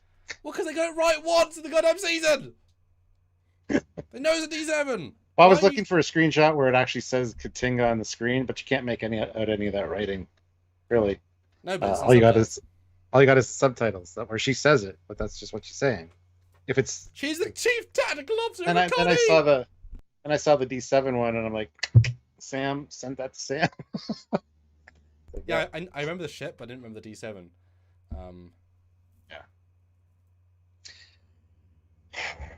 Yeah, that's one that's just a mistake. It's a flat out mistake by a writer, and it wasn't caught. It's like Katinga. That sounds Klingon. Yeah, it was. Katinga. Moving on. The hell is that? My watch started playing music. That's great. That's amazing. Don't know why. Yeah, it's just a script problem. They just messed up, which happens all the time. But now Memory Alpha has the Katinga launch date is this year. Fuck's sakes. See, that's what pisses me off. Anything that makes it to a show becomes canon and is on Memory Alpha. And now people are going to refer to that. But it's wrong. It just, the clear, and even in fact, not that that's canon, but so what makes it to screen is important, right? And they do not say in TMP that the Katinga's new. But to the audience, it was clearly new Klingon exterior ship, new Klingon ridges, new Klingon bridge. It's all meant to be a fresh, new boom. Apparently in the novel, they do call it a new ship. And of course the novel was based on Gene's notes, etc. So that is extended, etc. Yeah, it's just like they mess up again. Because now I could justifiably put a Katinga in a TOS fan film. Or pre-TOS fan film. No, because you do them properly. So yes. And then it makes the Katingas now... I can then do a TMP one saying, oh, look, it's the 40-year-old Katinga. Stupid. Devo is like, when I saw this in the episode, I knew it was going to drive them crazy, yeah. And Scott says, sorry, but this is a minor mistake. It's an I don't care mistake. Well, you don't care about it, and that's fine. But we clearly do, because we're ship guys, and it's clearly an error. So we're just pointing it out on our list. Yeah. And yes, Ryan K, that is how you spell Katinga. I didn't realise that, but it was always spelled with a weird... I always thought it was a different... Yeah, regardless, I'm still always going to spell it with a capital Katinga. K. Yeah. It's just a dumb mistake. And you see it twice. I would be interested to see if the graphic on the screen says D7 or Katinga, the out of focus one, because that's a different department. That's a script That's writer. what I mean. Yeah. Yeah. It's just... It just hurts the evolution of ship design. Because it means the D7 is 2 years old. They launched the Katinga, makes Katinga 20 years old. It just hurts all that. I guarantee most of these actors walk on, they see the graphics, they're like, okay, they do their scene, they do the thing. Me, if I was ever there, I'd be like, oh, reading every last piece of information on the fucking screen. That's true. That's what I would do. I mean, most actors probably don't care. It could say D7 on that, and they'd be like, why does it say it's different? Yeah. But they're just doing their job, right? So. Yeah. I mean, it's literally not their job to know. Yeah. It's the job of everyone else in the production. They trust everybody else to know what they're doing, yes. Yeah. And why is it important? It's the one iconic Klingon ship. Like, from 60 years ago. It's just, yeah. But it's the exact same thing as using the Katinga Enterprise, the D4. It's just a mistake. Someone messed up. Just ignore it. This is not correct. But it's on screen, so you could argue it is correct. So I guess technically speaking, you could argue the Katinga is actually 200 years old. Because you see Enterprise... I would make the argument... In yesterday's Enterprise, the Romulans started using Klingon designs. That was a result of the technology exchange between the Klingons and the Romulans in 2267, which is year 2 of TOS. I would concede that the Katinga was made 2266, 2267, season 1, season 2 of TOS. So they're newer designs. So they're giving the Romulans the older D7s. They're still producing new D7s, but they're giving the older ones because it's like they're moving to the Katinga phase. But that's a whole discussion. But they launched it in Discovery Season 2, Stuart. They invented the D7 in Season 2 of Discovery. The D7, yes. We're not talking about the D7. We're talking about the Katinga. Yeah, but then the Katinga's only 1 year old. It's not very old. Because that's after the Klingon War. Yeah. Yeah, this is after. No, I'm saying the Katinga was made in Season 1 or 2 of TOS. So when the first one's rolled out. But it's here in Stranger Worlds. Which is pre-TOS. That's not what I'm saying. I know.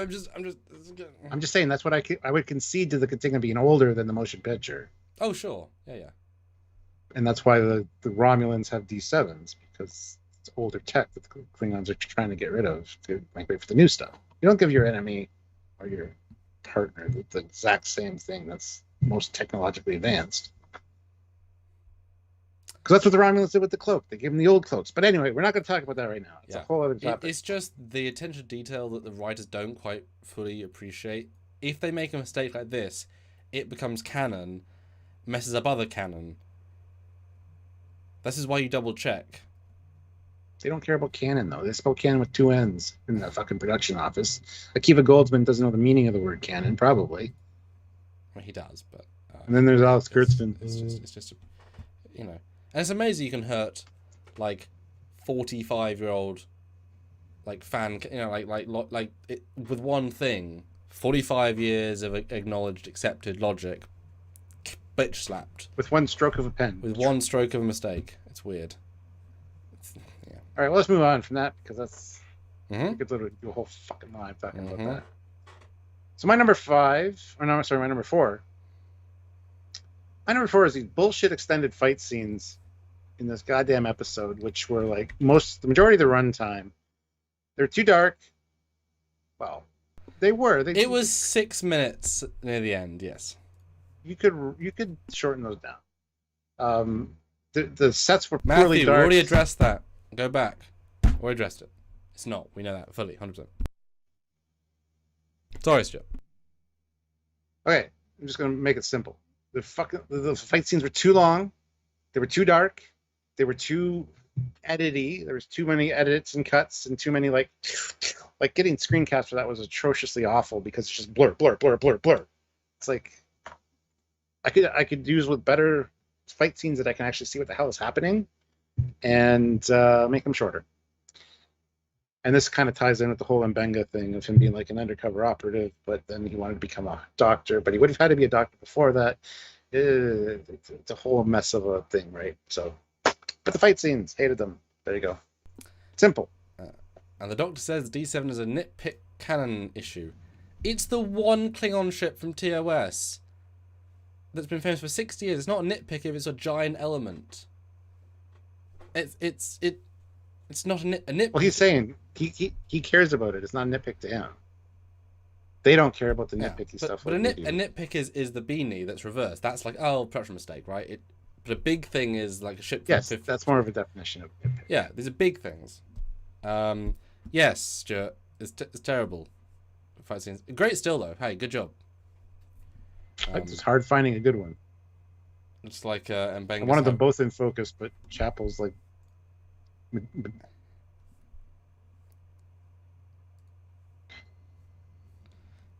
It is terrible. Yeah, it's real bad. I mean, hey, Discovery sets, reused, crossfield for crossfield. And the Klingons, I guess, decided when building it, let's put plastic everywhere. That's so you don't get paint on the things. Yeah, I don't think people building a ship would care about putting plastic on anything. Nor do I really believe that new pieces will come with plastic on them. Not in this sort of future when they can survive not plastic. You just get them in a box. You take them out of the box. You don't think they're going to need... Hey, a new... plus these aren't new pieces. Yeah. They're scavenging. They're building this from old pieces. That's the best part of getting anything new is peeling off that... Speaking of, looking behind that one Klingon, there's a display which, to me, looks very much motion picture era and out of place. People have commented that there's other shots in the medical bay where it's like medical bay stuff looks good. Yeah, which is of course is odd to have a built shitty ship have a newer vibe. Yep. Wouldn't it have cage or pre-cage? Yeah. Versus newer. Yeah, hobbled together stuff. Cobbled together. Yeah. Yeah. I actually head to the loo for a second, so I'll be back in 1 second. Guys, super chat your thoughts. I want to hear. Super chatting, guys. Hit that like button if you haven't. We have 89 likes. 11 likes to get to 100. I think we can do that. I think there's 11 people out there watching right now that haven't hit the like button since they joined. Not joined the chat. Consider joining the channel as well, though. But super chat in. We do want to hear your thoughts. What do you think our number one will be for each of us? I kind of figured the Katinga might be higher on Samuel's list, but we'll see where that goes. Anyway, let us know your thoughts. Anything that you found to be a negative from season 2 or something that you didn't enjoy quite as much. Like I said, it was hard making this list because overall it was a fairly well done season. So to come up with negatives is difficult sometimes. That's where we get things like fight scenes. These are just really major annoyances to me personally that made me kind of makes rewatching the episode a little less enjoyable. And these were just way too long and way too, I don't say poorly choreographed. They were just, like I said, a lot of quick edits and just cuts. Just felt really like cobbled together kind of thing, much like the ship. So yeah, let us know your thoughts on our picks and also let us know your picks as well via super chat. We'd really appreciate that.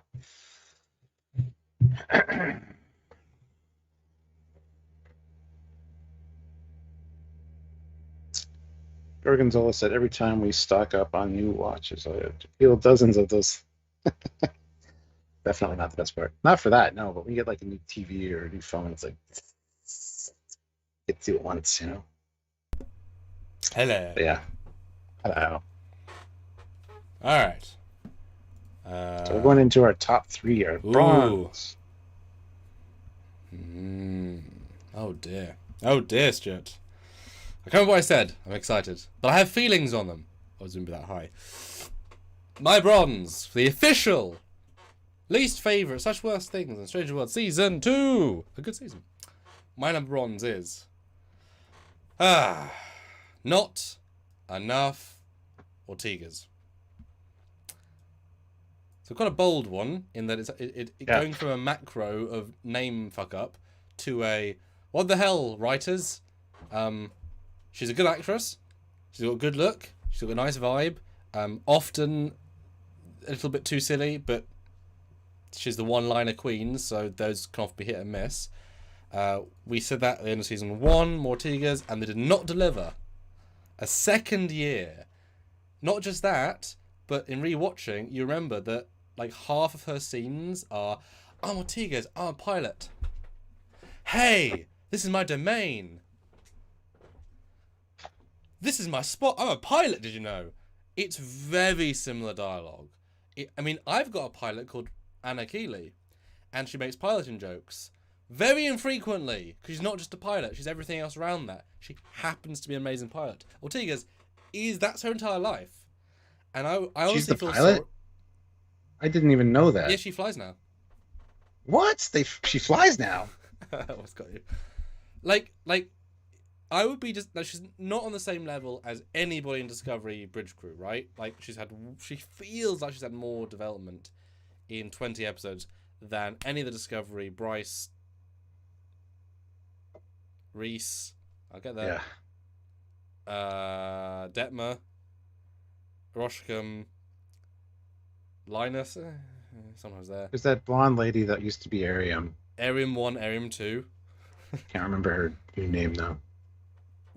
Yeah. Right. Those people, right? So they feel less meaningful, right? So she's done a really good job and good, but still, there's not a single. There's some slight bits that will give you secondary status. They're always about piloting. Always, except a brief thing about Wade missions, which then go into piloting. It's such a letdown because she's good and she's interesting. The fact that she's so engaging for what little she has. Yeah. And I feel sorry for the actress because I want to see Ethan. I want to see all the other people. But you gave so much time to everyone else. It feels like she deserved 1 episode to herself. 1 out of 20. Out of 20. I'm just surprised that she's the pilot. It's the first time I've realized that. It's like, holy, you blew me away. By the way, I just found out this too. Did you know that the Titan under Riker, all the shuttles are named after jazz musicians? Right? What? That makes so much sense now. Yeah, the Coltrane's. You know, that's been in my brain for years now. Mind blown. Shit. And did you know, Stuart, that a D7 and a Contingent are not the same class of ship? What? Yeah. They were. 60 years now, they're having the same class of ship. Crazy. On that note, Matthew Lebner gifted 5 Trekyards memberships. So I'd like to welcome Gorgonzola's 86, Merlost, Robert Olson, and the Stanleys, and Dave Moon. Welcome to the rank of ensign. Thank you, Matthew Lebner, for gifting those memberships. Very cool.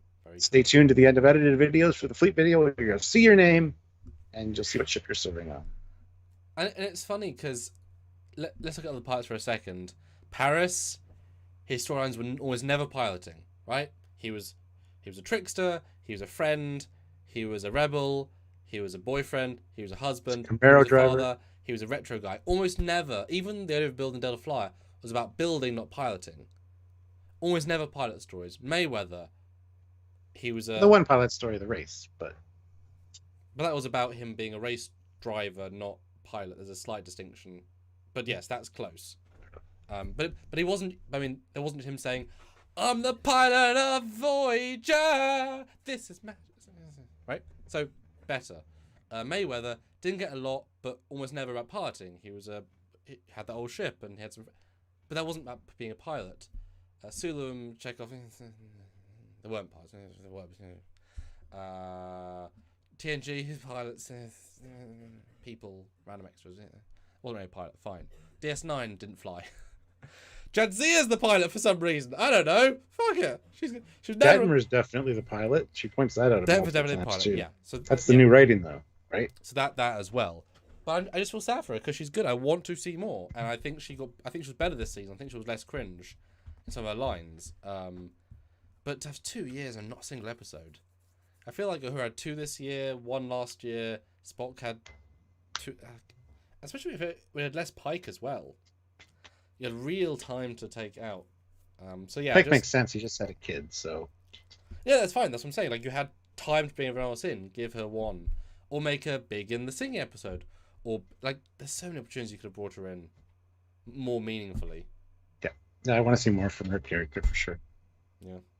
Kyle Wong, though, 5 pounds. She is a poor man's version of Paris, and Paris isn't just a pilot. He can do everything and not just bad jokes. Hey, he was also a medic. Like he was learning to help out in sick bay. Like Paris is a pretty dynamic character, actually.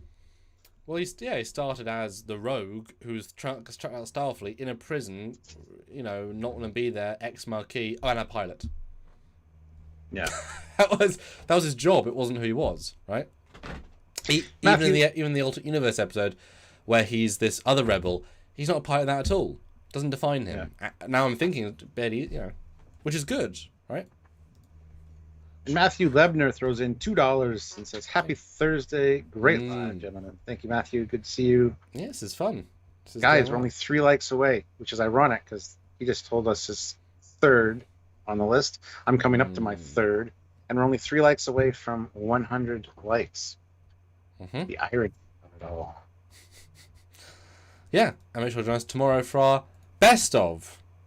Yeah, because that'll be fun. I mean, this is fun too for the opposite reason. That'll be fun for the other opposite reason. Matthew Wilkinson says, "My name is Deanna Troy. I fly the ship." No, I should say I crashed the ship. Anyway, moving on. My number 3. My number 3 is this. I don't know if this bugged you as well, but fucking debris or asteroids everywhere. No matter where they go, there's a fucking asteroid field, or there's debris, or there's shit they gotta fly around because Ortigas is a pilot, don't you know? So she's got to pilot through. And she loves jazz musicians. Yeah, even to the point where they phase her through a big asteroid. Why? Like, space is pretty empty. In TOS, pretty empty space all the time. They're orbiting a planet. There's not. Every second episode, it seems like there's a fucking asteroid belt going right near a planet. Why? Even in season 1, this was a thing. I get that it looks great. It definitely shows off the special effects. You can play hide and seek in an asteroid field. Makes for more dynamic, battles. But it's really freaking irritating that they do it so often. And if there's no natural asteroid field, the ship got destroyed. Look at all the debris everywhere. So we can hide a shuttle coasting through with powered in whatever. Anyway, so I don't know if anybody else has noticed this. It's one that's really stuck out to me as kind of reviewing all the episodes. It's like there's just space is so full in Strange New Worlds. They must go through, like, the Federation must have like this big net that they take through before TOS and just scoop up all the asteroids and shit. Because I don't know if you've noticed that. Have you noticed that, Sam? Not specifically, because one is debris, so I give him a pass for debris. That's a giant plot device, and the red is more. So there's obviously the 2. There's the debris, and then there's this one. What other ones had debris in? So I'm trying to think. I did zip through them, but I couldn't. The one where she loses her memory, the Lotus one. That is true. And she's got to phaser through the big asteroid. Mm-hmm. In season 1, there's multiple ones as well. Maybe there's not as many in season 2, but I don't care. I wanted to bring it up. Just, I'd have to go back and review. But yes, there's debris or shit floating in space around planets all the time, which would be very dangerous. Because it's also very close to the planet. yes, we have an asteroid belt in our solar system. It's not that close to Earth, because if it was, I don't know how life would form on that on our planet, because all this shit would be like spiraling in and hitting constantly, wiping things out. So it's a bit of a problem for me. Yeah, and as somebody who does a lot of CG, just constant CG, takes time to render, and I don't love when I have to put in an asteroid field, because they're annoying. So you'll just save a lot of render time by not doing asteroid field, or just less. It's like with the Zhang He fleet in season 1 of Picard. It's like 50 less ships will save you time, effort, looks better, in fact. So less asteroids. And Gorgonzola makes a good point. In real asteroid fields, distance between asteroids on average is like 10,000 kilometers. Yeah, it's never as dynamic as it is in Star Wars, or because it's more fun to be doing this, weaving and bobbing between them. Mm-hmm. In real life, not so much. It wouldn't be like that at all, really. Well, that's asteroid particulates at that point. That's like the smallest. That's a collision happened literally there, because stuff's gonna move. Yeah. Stuff's gonna we know gravity. Well, I guess there's gravity, but we know it might float away. I don't know. Yeah. Well, there we go. Very bold, different. Noel Gester. Okay. I'm sorry. What, for being Canadian? No, it's just fine. Yeah, for being everything. But Sonic Can't throws in $2 Australian. Thank you. Ortigas is at the helm. I don't even know the tune, so I can't even sing it properly. But there you go. She's a pilot. I just that was another chance of a not pilot dialogue. Everyone thinks I'm a pilot, but I'm so much more. I like cats. What? Also a botanist, and I collect old weapons. Oh wait, that's Sulu. I fix old cars, and I have a Klingon girlfriend. Wait, that's Paris. You just read all the tropes. Yeah. Oh dear. Okay, fair enough. My number 3 then. Yes? No. My number 2. Oh, silver. You're number 2. You're silver. Oh no. My number silver is a concept which we talked about very recently. It's a back-to-back episode concept. In episode Sing Along, we're going here, Stuart. Episode Sing Along, the whole point of the episode is that space is far. It takes a long time to send messages.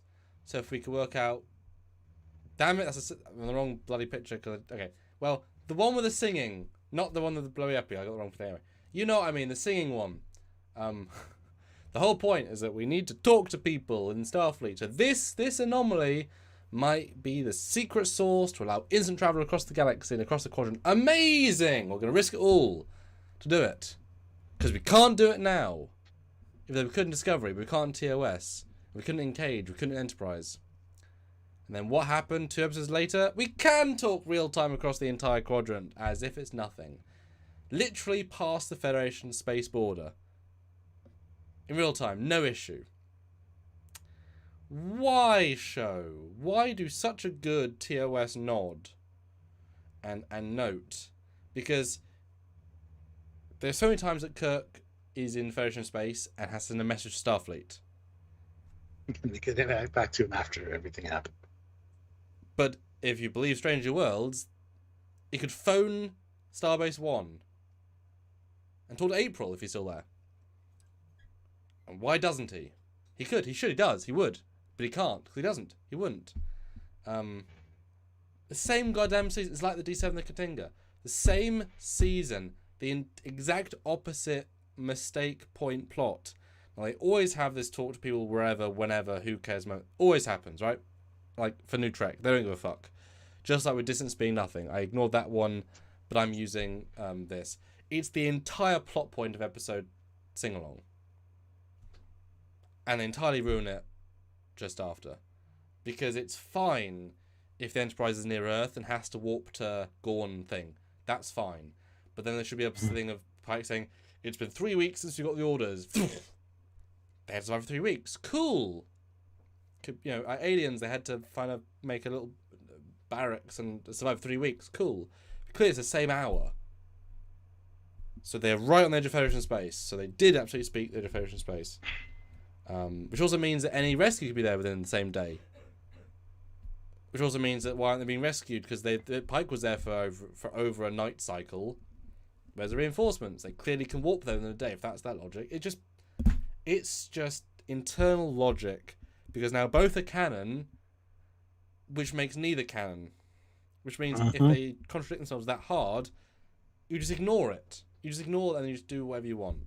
You can't play by rules, because then any situation when you say, oh, we should get some reinforcements, and you say, oh, we can't contact them, they're only they're days away. You're like, oh, in this episode they weren't, or in this episode we can talk to them. It just, you can't break your own universe that hard, and if you do, it just lose all credibility. I mean, it's not pretty regular for this sort of show, but it's just... It's one of those things like transporters or shields not working or whatever. It's all a script conceit for communications, unfortunately. But yeah, the fact that they highlighted that fact in one episode and then right away just ignore it is really, really irritating, to say the least. It's just a them mistake, them problem, them, and you know they're gonna be reading scripts close together, like they're gonna be proofreading. It just feels so unself-aware. Yeah. And it's so fun to have distance. It's such a good story device. You know, you can imagine if, I mean, obviously it wouldn't work because you couldn't have the captain send a signal to Earth to get like, you couldn't even have the situation. But you imagine if you went to their absolute extreme, right? Captain Patel had to contact Starfleet. It took 3 weeks to get a message. They then contacted Pike. Took 2 weeks to get a message. He took a week to get there. It's been 2 months since the Gorn attack. And as soon as you warp in, she's battered, bruised, the crew is hurt. Obviously, you couldn't have any other plot lines, but imagine that sense of now Patel is now this war captain, right? She had to kill hundreds of Gorn. They're all traumatized. Scotty is now, like it could be such an invigorating plot line.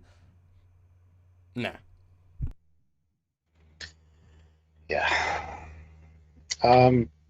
Patrick James throws in a super chat of $50. Thank you so much, Boom! Patrick. He says, I so agree with you, Captain, about the insane asteroid debris fields. I am trying to think of any show or movie of the last decade that does not have them, and I cannot. Yeah. Visually exciting. They make chase scenes and battle scenes more dynamic, for sure. But, yeah. Thank you for the super chat. And for agreeing with me. It's also just visual noise. Yeah. Yeah, noise for the sake of noise. Well, we're 105 likes. We hit our 100 goal, which is awesome. Let's see if we can get to 120, though. If you haven't hit like yet, please do so. But you know, I'm going to stop the poll as well. I'm just going to say that right now. Do you enjoy Stranger Worlds as visual canon, which overwrites and erases TOS, TNG, DS9, and Enterprise, and Lower Decks, and their mid-series, because they all have TOS canon? Or I can obviously write them in the box, it's too small. Or is it alternate universe visual canon show, and we love TOS? 64% agree it is an alternate universe visual canon show, with 36% saying it's fully visual canon that overrides everything else in every other show. Cool. And I bet all the 36% are under a certain age, or at least most of them, because that's etc. One more poll. Kyle Wong throws in another £5. Thank you so much. The asteroids are as bad as having rocks as debris in an explosion on ships made of metal. Okay. I got to jump in on this one. Those aren't rocks. It's insulation foam that's been put into the console that, when it explodes outward, like foam does, breaks into like rock-looking pieces. They're not rocks. They were never rocks. No one thinks they're rocks. If you do, I don't know what to tell you, because they're not rocks. Patrick James also throws in $5. Plus, it gives me a damn headache.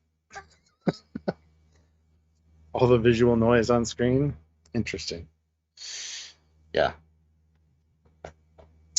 Guys, hit that like button if you haven't. Super chat in. We want to hear your thoughts. What do you think our number one's going to be? Someone suggested, is it the Aztecing on the Enterprise? Well, no, but it's not really Aztecing at that point. It's just plating. The Aztecing looked beautiful. It was symmetrical. It was designed. It had a shimmer to it. It didn't overpower the look of the ship. It just enhanced it. This is just a ship built in a Navy shipyard somewhere on Earth using steel and bolts. It looks like shit. We'll just leave it at that.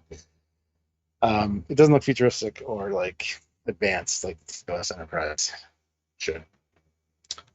But so no. But we want you to super chat in with your guesses as to what our number ones could be. We're coming down to it. We've heard Samuel's silver. We'll hear my silver in just a second as soon as this next poll is up, and then we'll go into our gold place. Now.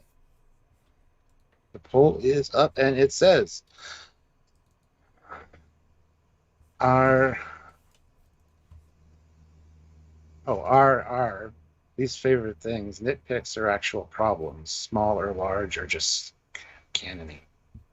Nitpicks are not worth it, guys. Decent real points, small and large. I just love the shows and don't care. Good poll, actually. Yeah, because other people just don't care, but we made a YouTube show about caring.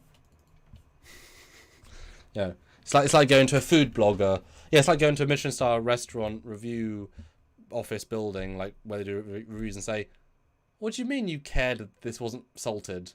Shut up! It's a nitpick. It's like it's my job to do this. Why are you complaining that I'm doing my job?" They're food reviewers. They're going to review things, and nitpicking isn't the lack of salt. That's a core tenet. Nitpicking is that there's only 3 clove leaves. There should be 4. Okay, that's a nitpick. Or they'd prefer 5, you know? Nitpicks aren't, there's no salt. That's a point. All right, so my number 2, my silver place spot is... But we on 1 and number 2 close or distinct? Different? I don't remember what my number 1 Okay. They weren't really close. Okay. I don't know. It's tough. You'll see what. Okay, your number 2, Stu, is trying to retcon the goddamn timeline. Fucking stop it. For the love of Christ, the history of the Prime timeline has been established. Khan was exiled from Earth in 1996. That's when the Botany Bay launched. That's after the eugenics wars. Just because it doesn't fall in place with what the fuck is going on outside your door right now doesn't mean they have to retcon the goddamn timeline. Star Trek is about the future of Star Trek. It's not about the future of us. Oh, these events hasn't happened yet, so we got to retcon it and say that Khan has been changed. He's younger. It's like, no, you don't, because you're. It firmly plants it in the realm of not the same timeline as Prime timeline, guys. Like you're not actually retconning the Prime timeline. You're just establishing yourself as timeline adjacent, an alternate reality. So please keep doing that, because that's clearly what you are visually. It's just reinforcing my bias that this is an alternate timeline. So thank you in a way, but at the same time, if you're trying to make Prime timeline canon and you're telling people it's Prime timeline canon, stop doing this. It doesn't work. Because then everything after this point would be different. Everything. In TNG, everything would be different. Events would not play out the same way if Khan wasn't launched off of Earth in 1996. No one's born at the same times. I know. So therefore, no one's descendants are. If he was a kid in 2023, it doesn't work, guys. Stop retconning the timeline. Just leave it alone. Or if you want to focus on timeline events, keep them in line with the Prime timeline. That's the future from the 60s, not the future from now. What's going on in our real world at this current moment.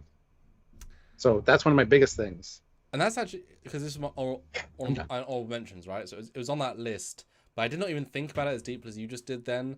That it isn't just Khan moving, is a we want to fix it so that we are, because they know it's, like you say, is being that, oh, it's our future, therefore it should be our future. It's not our universe. It's never been our universe, ever. It's never been our universe, ever. Kurtzman don't understand that. It's never once. I don't imagine people in the 60s generally thought, oh, we are gonna be in the stars at this time. It's a TV show. It's an alternate future. It's a fictional universe. Don't connect. It's actually better to have it be not our future, because then we can relay our past with we're moving forward, not keep pushing the darkness forward, so that by 2050 we'll say, well, so the producer will say, oh fuck, Akiva Goldsman's son will say, well shit, I gotta keep doing what Dad did. Okay, Third World War is now in 2060. In the last 6 months, because then Cochrane's gonna launch his thing, because we can't mess up First Contact. And then it gets to 2060. Oh no, the Eugenics War was 2 days.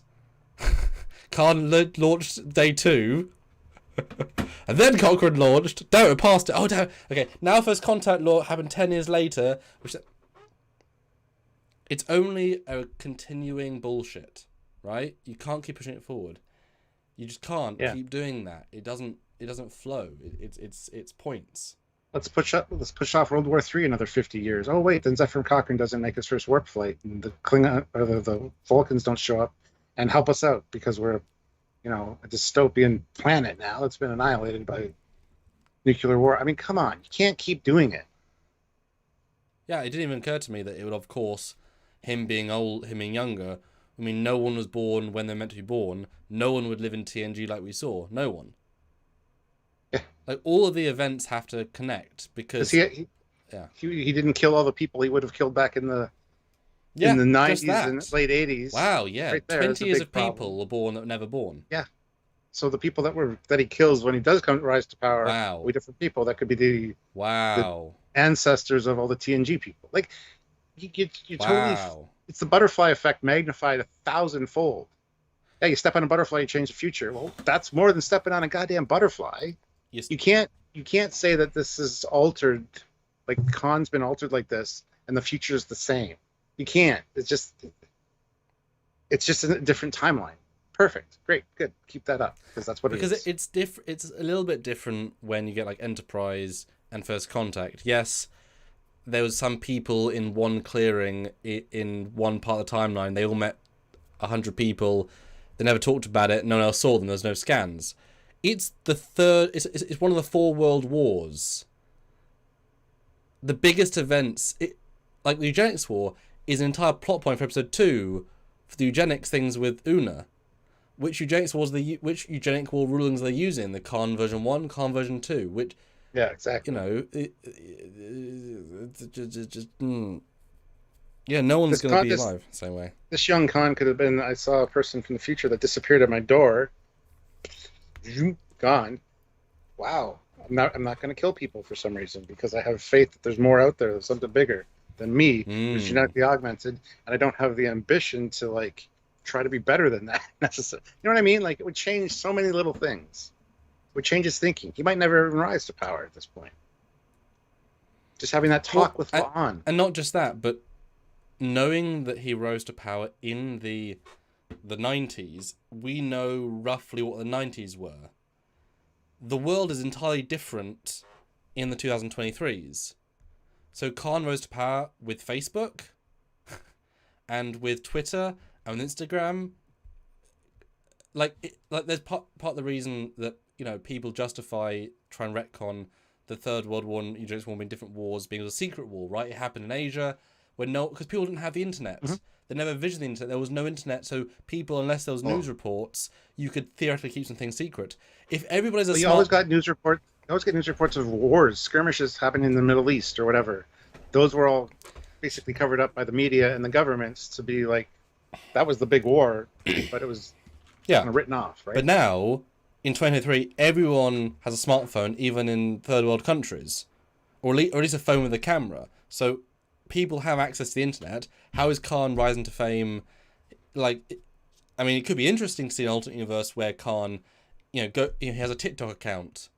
I'm a eugenic soldier, #world domination. He makes followers with TikTok, right? That could be a fun, what if story, right? But the rise to power would be not even 1 iota the same in these two universes with two different technical prowesses.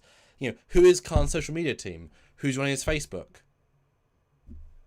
Yeah. Did Khan's dad buy stock in Tesla? It doesn't matter in the 90s. He just was a dictator that came and killed people. War, brutalized. Wow, so interesting. God, Keith Goldman is not a very intelligent man when it comes to Star Trek, is he? Wow.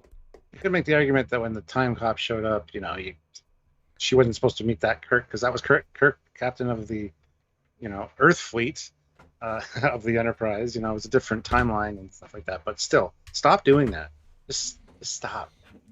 And it'd be fine if that was the Earth fleet universe, and it because they say in some versions, timelines get hit both ways. So you change one event, it ripples both sides. So if this was and that would have been really interesting, right? If it was the Earth fleet timeline where, because they changed a thing, both sides change, including Khan's age, and Arn beams into the Prime timeline again out of that universe, and the agent says, "We pulled you out of this universe. It's not collapsed. It exists. You had to undo the effect because it was more to stop the agent, because the agent did some other bullshit." Oof. It just gets very convoluted when you start talking about timelines and different realities and when they went back to where and what. Just wow. Stop messing with major events. Do a behind the scenes. You're doing one. Do behind the scenes to a major event, but have it be low key. Things that don't change what's supposed to happen. Wow, we should have had more thoughts at the time, man, because that was... Yeah, and that was only my number 2. There could be another whole live discussion on this one as well. Oh. Devo 77X. Remember, the Bell riots were supposed to happen next year. Yeah, but in the DS9 timeline, that's their Earth history, not ours.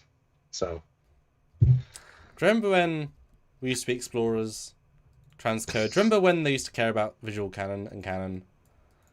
I do. I do remember those days. DS9, they went aboard the Enterprise and they met Kirk, and it was all fully canon, and there's no issues. Just was exact same. Apart from the D7, which wasn't. Slightly different. Very slightly different, but yes. Anyway, we're down to our number 1s now. After my rant, I apologize. I might rant for number 1 as well. Who will see? I don't know. What is our number 1? Guess, guys. Super chat in with your thoughts. We'll give you a 2-minute countdown to guess our number 1. Stuart's number 2 is already bold enough, so what will his number 1 be? Vote now, forever hold your peace, and then join us tomorrow for our top 10 favourite things, which once again could be a box for Stuart, and a com badge for me, or it could be tiny things, and that's okay.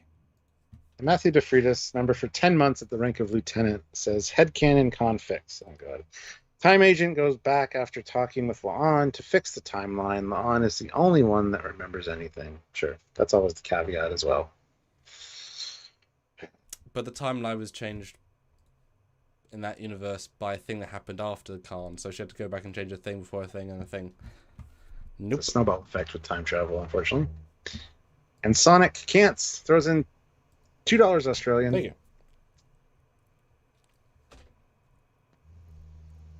Say it again, Stuart. We lost you. Sorry, it goes on. Also conflicts with Picard Season 2. Yes. Mm-hmm. Yep. Because there's a folder that was pulled out of the Soong's drawer that said Khan 1996. It was dated 1996. It said Khan. So one could assume that was the end of the war and information about the launch of him into space secretly by the government. You mean the thing in canon? Like, just the thing, just the way it was known? Yes. Trekyard, maybe. We've still not decided. We still don't know. Maybe. Yeah. Alright, no one's number 1, Marco. The theme music, Marco says the Gorn number 1, yeah. Well, super chatting your thoughts. What do you think our number 1s are going to be? Sam is going to tell his now, so you're out of luck for that one. But what's my number 1 going to be? Super chatting. My number 1 of this season, the thing that burrowed into my head and has not left me to this day. And it's been 10 weeks in my head, Stuart. 10 whole goddamn weeks. Okay. My least favourite thing about this season, with an almost identical screen cap, is the goddamn corridor fight in episode 1. Wow. I thought you were kind of brushing me off with the way you responded to that. Being like, that's a stupid thing to have so high on the list. But I was holding back, Stuart. So hard. I got a better screen grab. Fuck you. Anyway, close, though. Oh, we were like 2 frames off from each other. Yeah. Yeah, mine's a bit more violent. Yours a bit more good. Yeah, so, like I say, I held back because I didn't want to go into it too much. That's hilarious. So, this I consider one of the only truly bad things about the season. Like, actually, objectively bad. A lot of these other things are like personal problems I have. This is actually a bad sequence. It's badly staged, it's badly lit, it's badly choreographed, it's badly filmed, it's terribly paced. It's not believable because the Klingons would use both knives and disruptors. It's illogical. Also, considering how we saw M'Benga brutalize, potentially kill 100 Klingons and kill 2 generals, his in this now feels like a gut punch of how's he barely winning against them. You can't even say he was more of a soldier back then. He wasn't. He was a medic. Same level of medic, right? He's 3 years older. Whoop de effing do, right? He should have killed these people in minutes, right? This now feels like a worse fight now, knowing how good he is. It's so boring. It's so badly shot. I'm really sorry to say this, but it is and it's like 6 or 7 minutes. It's 2 corridors. And they don't even bother to try and get a Klingon to put out a disruptor and then pew pew, and they throw a Klingon to another Klingon with a disruptor. They grab a piece, they put a thing out of the wall, and they throw it at a Klingon, it stabs him, and they grab a disruptor. They don't even John Wick it, right? Because it could have been amazing, right? Yeah. If he'd used the environment, if he'd used weapons, could have been really incredible. You know, there's a Batleth in the scene. Klingon swings at M'Benga, he like sidesteps it and twists it around and stabs the Klingon behind the other guy. Pulls out the mech from his back, stabs him in the thing. Yeah. And it's also hard to believe Chapel is that. I mean, she's not that believable. Punching Klingons, knocking him out. She's not a small, powerful lady, even with the adrenaline. M'Benga's fine. It's just a really bad sequence from start to finish, and it's so long. If it was a minute, if it was get out the corridor into, fine. It isn't. I'm gonna skip it when I watch it. The rewatch. I'm not even gonna deal with this scene. And the season's good. And it's a very long scene. I like the point you made though. Like the Klingons would have mechless, they would have batless, they would have disruptors. They would be using all those Trekyards, the little knives, what they're called. Yeah, they would be using all of those things, and it's all just hand-to-hand combat. I mean, sure, okay. There's a caveat there. Like they are on this ship, they're bringing in Federation weaponry. They're buying it from La'an, so that when the ship explodes, there's Federation stuff in the debris. So you might not want to have all your soldiers have Klingon weapons in case some get left behind. That would look odd. Maybe, but I don't buy it because they would definitely have the knives and stuff that they would just carry on their person, right? So I like that. Of course, they do use disruptors when the second group come in and attack the humans. So they do use Klingon disruptors. But also, if you're going to use that logic, which is fine, have them all have Federation phasers.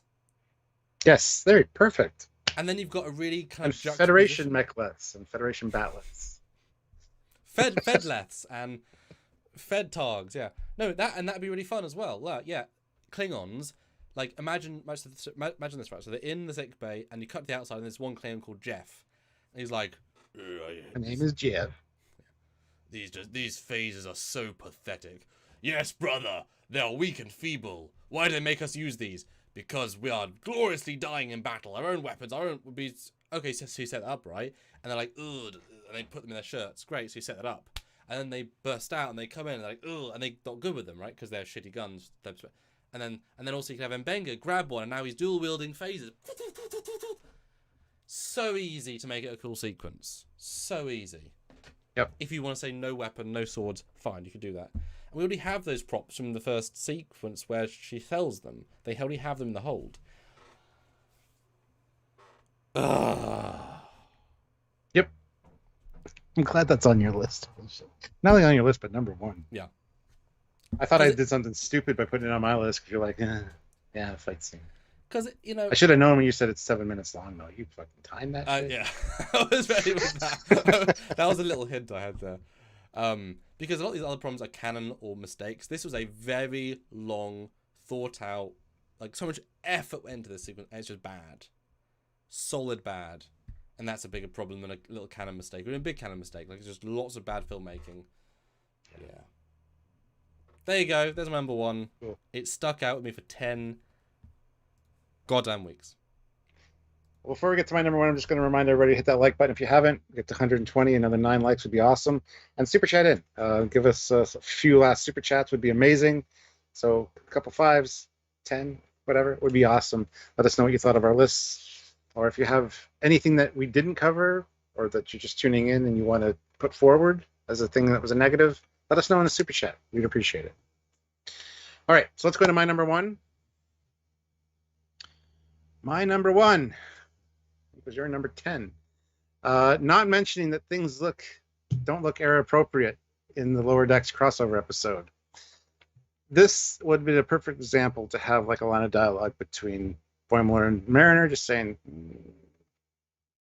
"Never thought it would look like this," or something, because time makes things look different, I guess. They were on the ship the whole time. They were looking at everything. Boimler definitely knows his TOS era. He is a huge fanboy, as Mariner points out. And so I was excited when he was walking down the corridor and he first walked up to this. I thought he was going to be like, oh, wait a minute, something's off. Just something. One line is all you need, whether it be to themselves, to each other, or to one of the Strange New Worlds characters. That's it. That is my number one complaint, that wasn't a thing, because Akiva Goldsman's got his head so far up his own ass that his continuity is what is retconning 50 years of history. I hate that. Don't do that. Because they've already established that TOS aesthetics exist in Lower Decks. Because they visited a museum already. That you've seen TOS stuff. So, yeah, that was my big one. You've also seen Kirk and Spock in Lower Decks. Yeah, well, exactly. On the pad. The animated series. Yeah.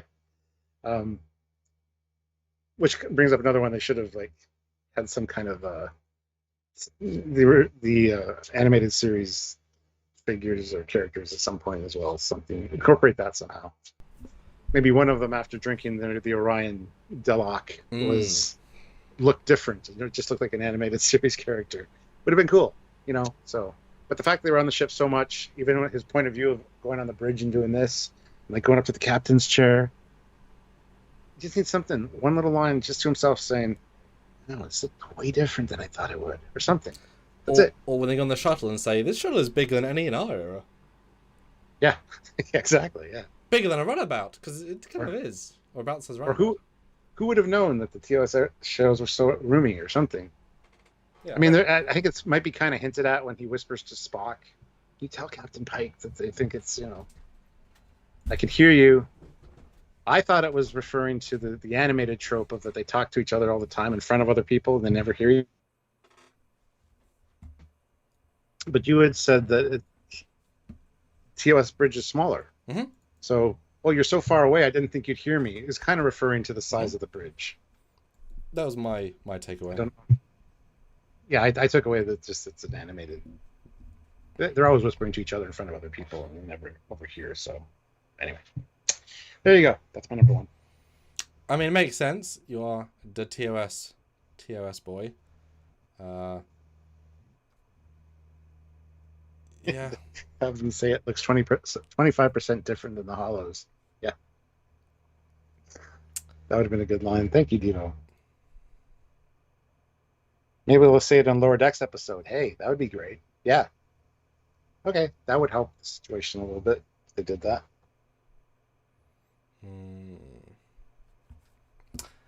Yeah, it's. I mean, but by not having the sets and all. But as Hypno says, but if it's a different timeline, then why does it matter? Problem is it decanonizes Lower Decks, which is a shame. Unless that portal also transported them to a different Then they time. definitely would have noticed a wrong thing. Yeah. Because it'd been even more weird, and that could have been their giant out, right? They could have moved into the wrong universe. Yep. It's like having, or at least decanonize that one Lower Decks half episode, because also they've got the wrong Enterprise on the poster, right? In theory, that it's just a non-Lower Decks canon poster. We don't learn anything else about them that's important. But it's sad to decanonize one episode of Lower Decks in the Prime Universe just because that, which sort of, and if you do that, make the Lower Decks version different to make it clear that it's not the same ship. Change the Cerritos and give it wonky nacelles, change the interiors, change the uniforms. But obviously, that ruins the crossover point because there's not a real crossover. And Dan says both types of Connies are in Picard's series. Yes, but the one in season 1 should just be ignored. That's like we have a shiny new thing. Look at our new ship. Ooh, it's up there as a hologram. Terry Metalis tried to fix it by putting the USS New Jersey in the museum. So And no, there's there also- aren't two in Picard as far as I'm There's concerned. also an unchanged Katinga in Enterprise from DS9. Yeah, Visually, that's canon. another issue. But you can't utilize it in any meaningful way. I've heard the story from John Eves about that, and the one producer literally said, "Just do it. No one will notice." That's the thinking behind a lot of these errors. Mhm. But DRT is King throws in $10. Thank you. My negative is relative, but I feel there wasn't enough time to give characters time since it is in a 22 plus episode season, and Pelia is a poor replacement for Hemmer, but it's a good stream for my birthday. Well, happy birthday! Happy birthday! Thank you for joining us for your birthday. That's awesome. Yeah, Everybody wish him a happy birthday now. Everybody, the whole chat, cometh and saith the happy birthday. That's fun. Yeah. I mean, Pelia, at least she wasn't given too much screen time to be annoying. That's a good thing. You know, she was sparingly used, but in a way more meaningful way than Jet Reno, who was like, look, this character we're going to introduce. Look at the back of it. Look, at least Pelia's like, oh yeah, engineering situation. Here's an engineer. Oh, like she made sense to not be included in other certain episodes. Jet should be in lots of episodes, but also who the hell cares? Yeah, I mean, it certainly would be nice to have more episodes. I would be happy to see them half the budget per episode and do more episodes. Yeah. If they can't do that, then that's a problem with modern media, because of course they made 26 on less budget with state-of-the-art visual effects. So less of them, but that's why you do less special effects, etc. Yeah. Mm. Well, I think that's it for us, guys. Thank you for watching. Tune in tomorrow for our top 10 list of the things we loved most about Stranger World Season 2. Much more positive attitude, less rants probably. And positive rant. Yeah. You know. And happy birthday to Dirt is King. Yeah. As well. Very awesome on a random Thursday for us anyway. Yeah, this was fun. The poll, which I'm pleased to see there is a strong result in. I asked, are our least favourite things nitpicks or actual problems? Small or large or just canon-y? Striking victory there. 70% decent real points, small and large. 16% just love the show, doesn't matter. And 13% say we're nitpicking. So thank you guys, appreciate that, because I try not to nitpick. Yeah. You know, I try not to. It's like I could have said the space station's a redress of Starbase 1. But that feels like a nitpick. It's like they just reuse an asset. Like, yeah, it's fine, right? It's like, yeah. That feels like a nitpick. It's an interesting observation, but it's not a complaint in the same way. Yeah. Etc. Well, the fact is, you can't point anything like that out without some people saying, I agree with you, and other people saying, well, that's nitpick. So, no matter how you justify it, how you say it, it's all... Yeah, well, we know what we mean. That's fundamental. And Scottish Nightmare says, Sam, have you seen the Lights B5 movie yet? I opened it today. Oh, nice. So I do have it. I just gotta make 2 hours of time, or however long it is. But I knew about it early because I knew about this one before. But yeah, it's in 4K, which is amazing to have it in 4K. Well, animator's easy to do in 4K because you put setting higher, right? So you just build the asset good at the start. And you just do it. Yeah. Go buy the new Babylon 5 movie because you want to see more Babylon 5 things. It's not expensive. It's a normal price. There's nothing, with a retconned shadow ship design because Michael Straczynski thinks, well, we lived in the 90s, so we'll do it how it could have been. Oh, Jesus. Visual canon be damned. But then, of course, obviously the station and the actors all the same because, of course, some visual canon is important, some is not. Although that doesn't at the same station. Anyway. Yes. We will see you guys later. Tune in tomorrow, like I said. Yes, and, same time. Till then, he is Commander Cockings. He's got a Foley. Bye, everybody. Bye, guys.